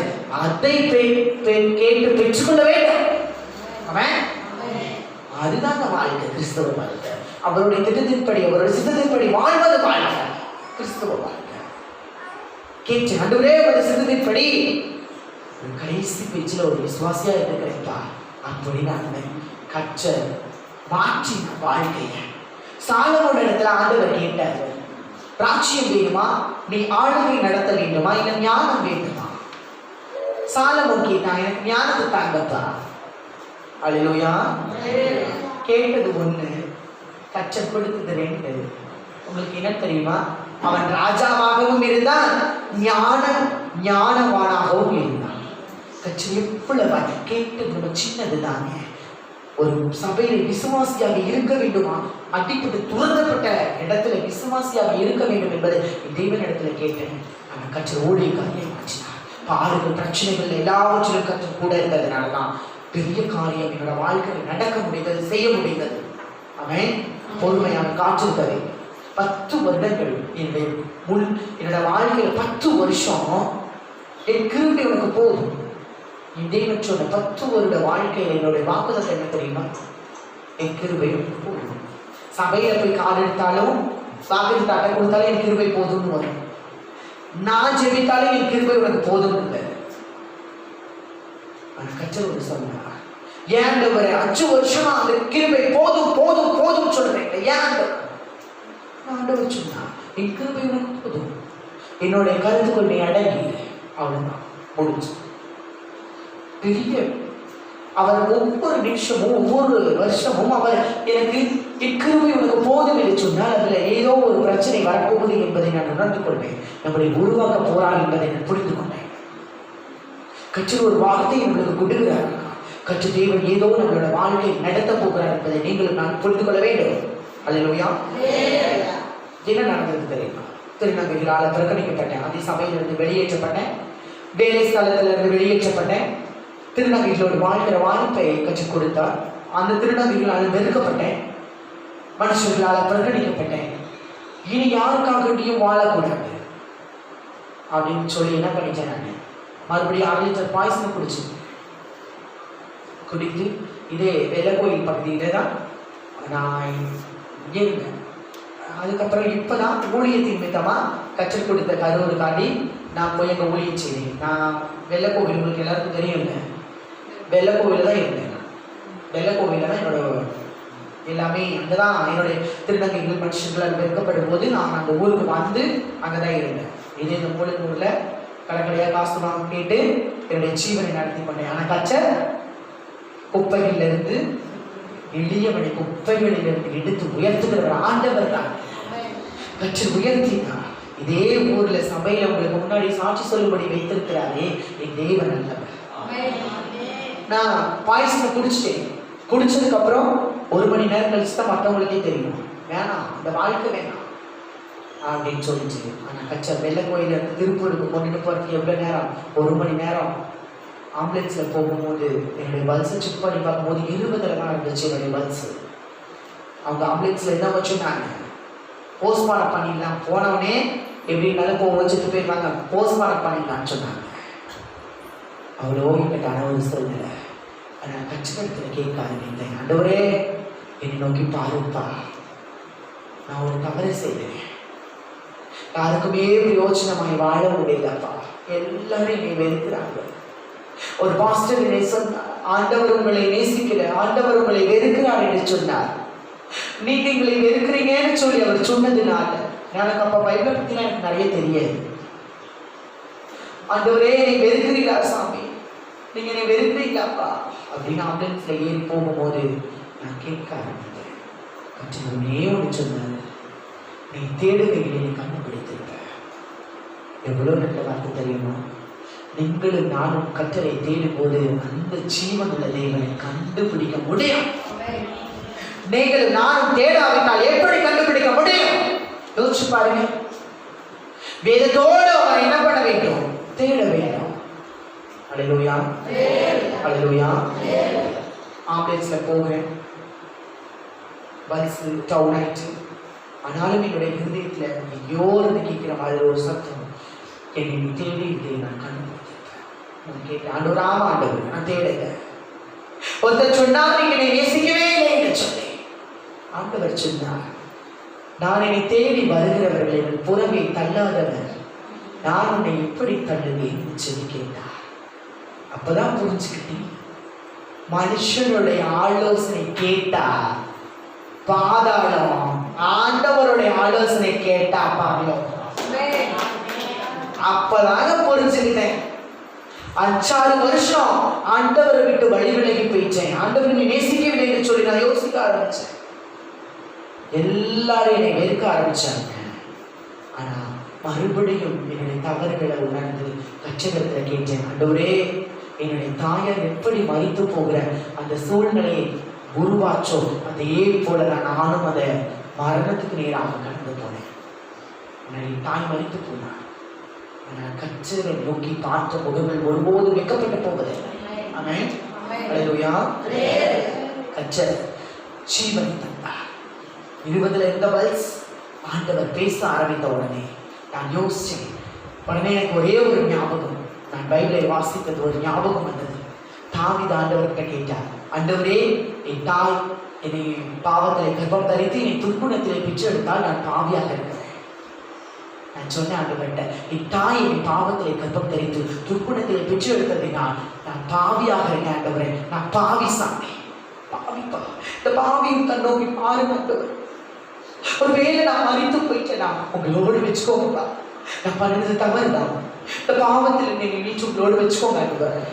ஒருவேளை நீங்க ஜீவன் தந்தீங்கன்னா உமக்காக நான் வாழ்வேன்ப்பா, என் ஜீவன்ல நாளெல்லாம் உமக்காக வாழ்வேன். நீங்க என்னை நேசிக்கலன்னு ஒருத்தர் சொன்ன ஒரே ஒரு வார்த்தைக்கு என் வாழ்க்கையவே நான் முடிச்சு கொள்ள முடிவு பண்ணேன். நான் நீங்க தேடி வந்து இவ்வளவு தேய்ச்சிருக்கிறேன்ப்பா. முதல் அப்பொழுதுதான் அவருடைய சத்தத்தை கேட்க ஆரம்பித்தேன். மரணத்தின் தருவாயில கற்று எவ்வளவு வாய்ப்பாக்கினார். அதனாலே தேவகுமாரன் மகிமைப்படுவார் என்று சொன்னார் இயேசு. இது மரணம் அல்ல, நீ மறைத்து போவதல்ல, என்னை விசுவாசி, மறித்தாலும் பிழைப்பாய் நீ. அவர் மீது அன்பு வைக்க ஆரம்பிச்சு, அவரை நம்ப ஆரம்பிச்சு. கச்சர் காங்கேயத்தை தாண்டின உடனே நல்லூர் பக்கமா போன உடனே ஆண்டவர் பேசுகிற சத்தத்தெல்லாம் கேட்டு கேட்டு பாய்சன் உள்ளதான் இருக்கு. ஏற்கனவே 1 மணி நேரம் கழிச்சு தான் தெரிஞ்சு நல்லூர் போறது 3/4 மணி நேரம். யோசிச்சு பாருங்க, 1 மணி நேரம் ஆயிட்டோம். ஜிஹெச்சுக்கு போகணும், திருப்பூர் ஜிஹெச்சுக்கு.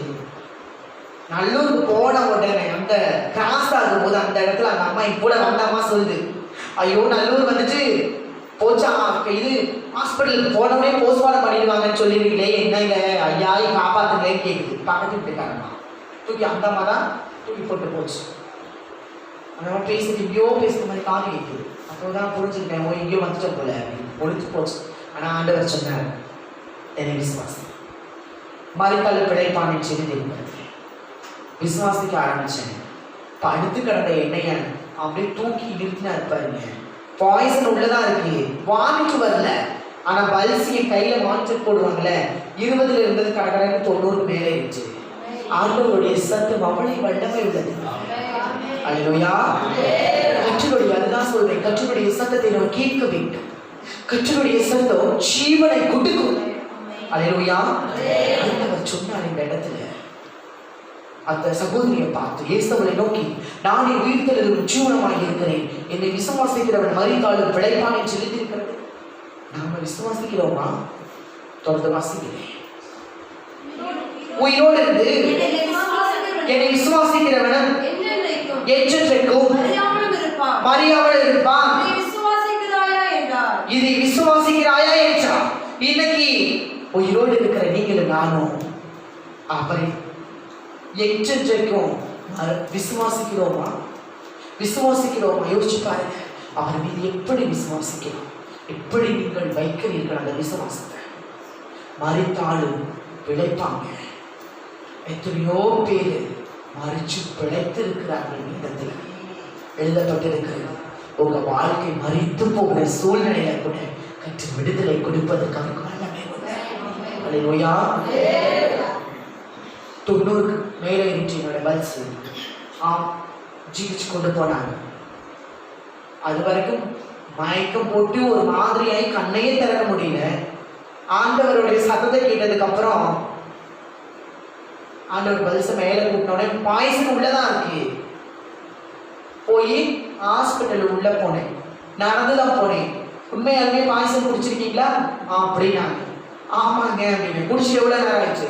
நான் குடிச்சு 1 மணி நேரம் தெரிஞ்சுதாங்க. 1 மணி நேரமா? அப்போ இங்கே வரைக்கும் 1 மணி நேரம் 2 மணி நேரம் ஆயிருக்குமே அப்படின்னாங்க. ஆமாங்க அப்படின்னு. சரி படுன்னு சொல்லி சோப்பெல்லாம் கரைச்சி வாயில ஊற்றிட்டே இருந்தாங்க. வாமிட்டு வரவே இல்லை. நான் சொன்னேன், வாமிட்டு வராது, தயவு செஞ்சு ஏதாவது பண்ணுங்க அப்படின்னு. மிஷின் மூலமா எடுத்தாங்க. அப்பதான் சொன்னாங்க, இது இவ்வளோ இருக்கு, ஹெவியான பாய்சன், நீங்க என்ன பண்ணுங்க, 1 வாரம் இங்கே தங்குங்கன்ட்டாங்க. 1 வாரம் முழுக்க டீப் இருந்துச்சு. தாகமா இருக்கும், தண்ணி தாகம். ஆனா என் ஆண்டவரை நோக்கி பார்த்தேன்.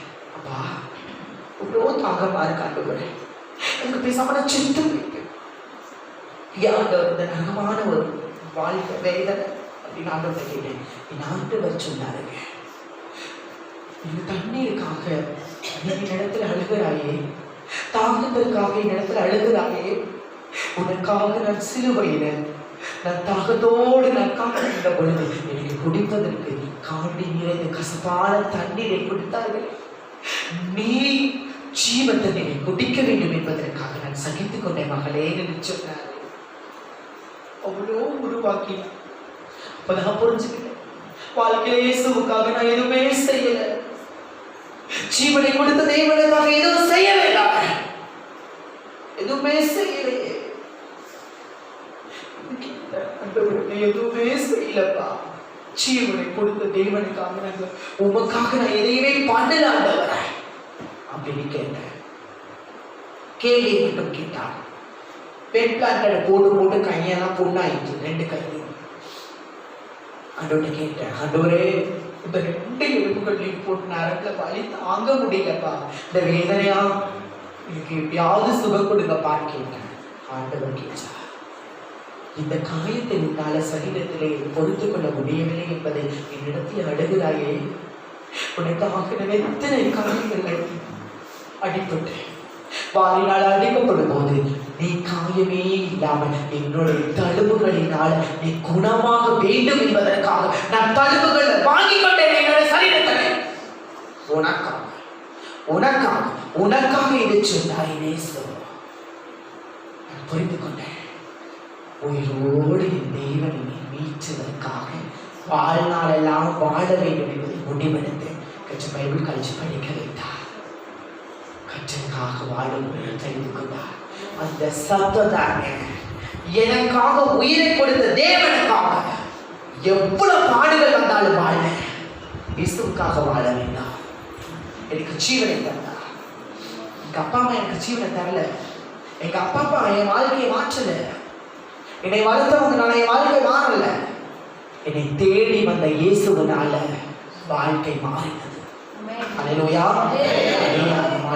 வேதம் சொல்லுகிறது, நீங்கள் விசுவாசித்தீர்களானால் தேவனுடைய மகிமையை இன்றைக்கு நீங்கள் காண்பீர்கள். 43வது அதிகாரம், அதே யோவான் 11வது அதிகாரம் 43வது வசனம். இவைகளை சொன்ன பின்பு லாசருவே வெளியே வா என்று உரத்த சத்தமாய் கூப்பிட்டார். ஆமென். மரித்து போய் 4 நாள் ஆயிடுச்சு. ஆண்டவர் எல்லாவற்றையும் சொன்னார், நானே உயிர்த்தெழுதலும் ஜீவனுமாய் இருக்கிறேன். என்னை விசுவாசிக்கிறவன் மரித்தாலும் பிழைப்பான், உயிரோடு என்னை விசுவாசிக்கிறவனும் எச்சரிக்கைக்கு அறியாமல் இருப்பான். இதை விசுவாசிக்கிறாயா? ஆண்டவர் ஒன்றே ஒண்ணுதான். முதலாவது ஆசீர்வாதமான வார்த்தை வந்தார். கட்டளை என்பது ஒன்று கட்டாயம் வரும். அதுதான் உங்களுக்கு கொடுக்கப்படுகிற கட்டாயம். உயிரோடு இருந்து நீங்களும் நானும் விசுவாசிக்க, ஆண்டவரை என்னை விசுவாசிக்கிற எவனும் எச்சரிக்கையும் அறியாமலும் இருப்பான். இதை விசுவாசிக்கிறாயா? உங்க பிரச்சனையை மாறும்னு விசுவாசிக்கிறீங்களா? உங்க போராட்டம் மாறும் என்பதை விசுவாசிக்கிறீங்களா? உங்களுடைய வாழ்க்கையில் அடுத்த கட்ட சூழ்நிலையை கற்று உயர்த்தி வைப்பார் என்பதை விசுவாசிக்கிறீங்களா? இன்னைக்கு நடக்கிற வீட்டுல நடக்கிற கடன் பிரச்சனைகள், தொல்லைகளை கற்று அடைப்பார், மாற்றி போடுவார் என்பதை நீங்கள் விசுவாசிக்கிறீங்களா? விசுவாசிக்கிறீங்களா? இதுதான் கட்டளை. விசுவாசிக்க வேண்டும். கற்றல் கேட்கிற காரியம் இன்னைக்கு விசுவாசிக்கிறியா? விசுவாசிச்சீங்கன்னா இன்றைக்கு நீங்க விசுவாசிங்க, தேவனுடைய மகிமையை காணலாம். அல்லேலூயா. 4 நாட்கள் மரித்து போனவனை கொண்டு எங்க வச்சுக்க பார்த்துச்சு கல்லறைக்கு போன உடனே ஆண்டவர் சொன்னார், இவைகளை சொன்ன பின்பு எல்லாவற்றையும் கட்டளையை சொல்லிட்டாரு, விசுவாசிக்கவும் சொல்லிட்டாரு. விசுவாசிச்ச உடனே அவங்களுடைய விசுவாசத்தை பார்த்து கட்டு தெளிவை சொன்னார். லாசருவை வெளியே ஒரு லட்சத்தை கொடுத்துட்டார். ஆமென். அல்லேலூயா. அவருடைய சத்தத்திற்கு வல்லமை இருக்கணும். தெரியுமா உங்களுக்கு? தெரியுமா? தெரியுதுல்ல? 29வது சங்கீதத்தை எடுத்து வாசிங்க. ஒரு 2 வருஷத்துக்கு வாசிக்கும் சீக்கிரமா.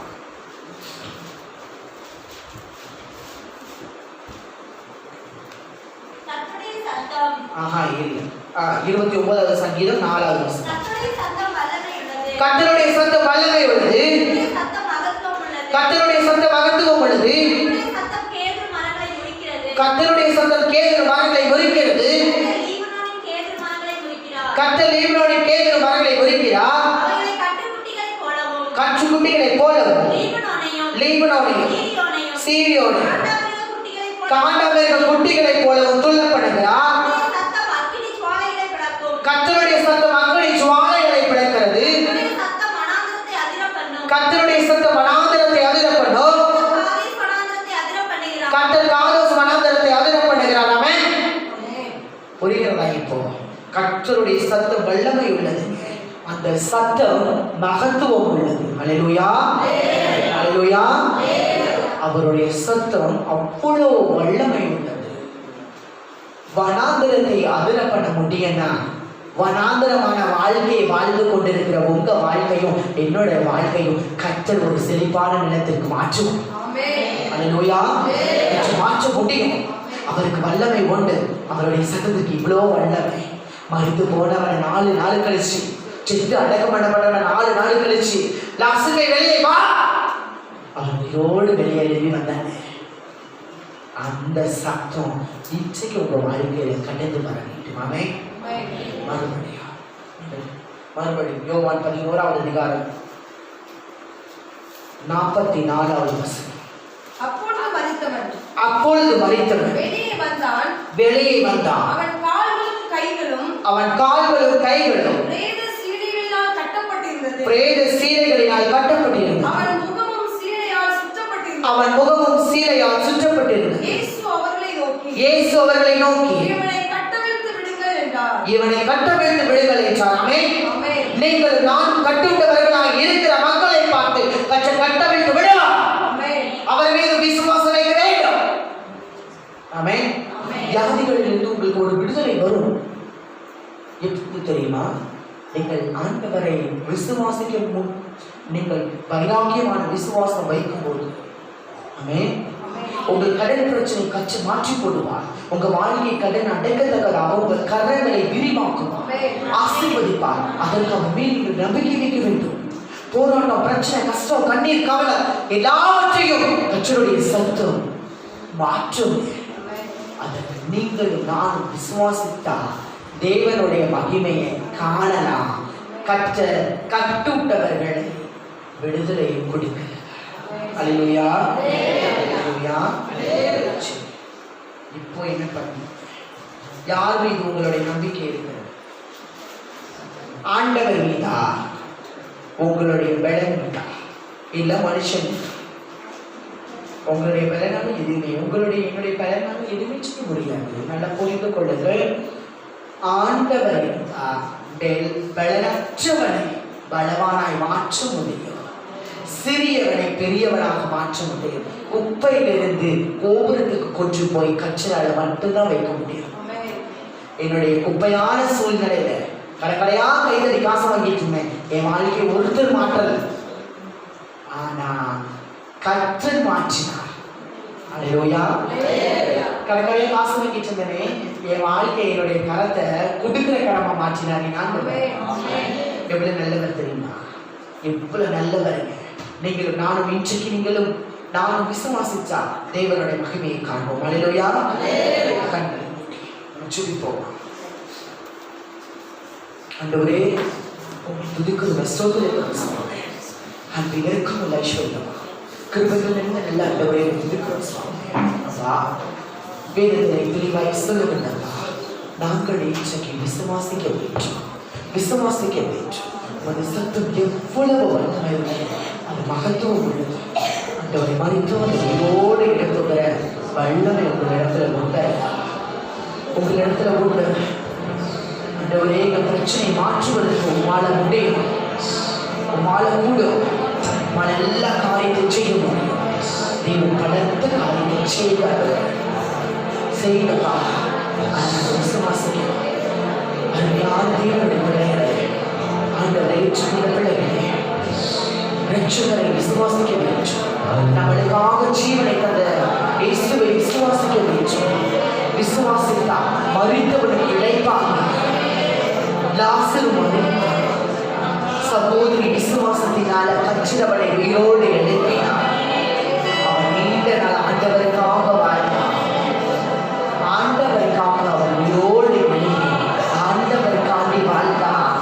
அதே போல கற்றல் பிரச்சனையையும் போராட்டத்தையும் கற்றல் முடிவுக்கு கொண்டு வருவார். ஆனால் நீங்களும் நானும் கற்றலுக்காக வாழும்போது இவைகளில் பெரிதானவர்களை செய்வார். பெரிய காரியத்தை செய்வார். நான் விசுவாசிக்கிறேன், அதை கற்று செய்கிறார் இல்லை அப்படின்னு யோசிக்கிறேன். உங்களோடு கூட தான் தேவன் பேசிக்கொள்கிறேன். நீங்கள் விசுவாசத்திலே ஒரு குறைவு இருக்கிறது. நீங்கள் விசுவாசித்தா தேவனுடைய மகிமையை காண்பீர்கள்.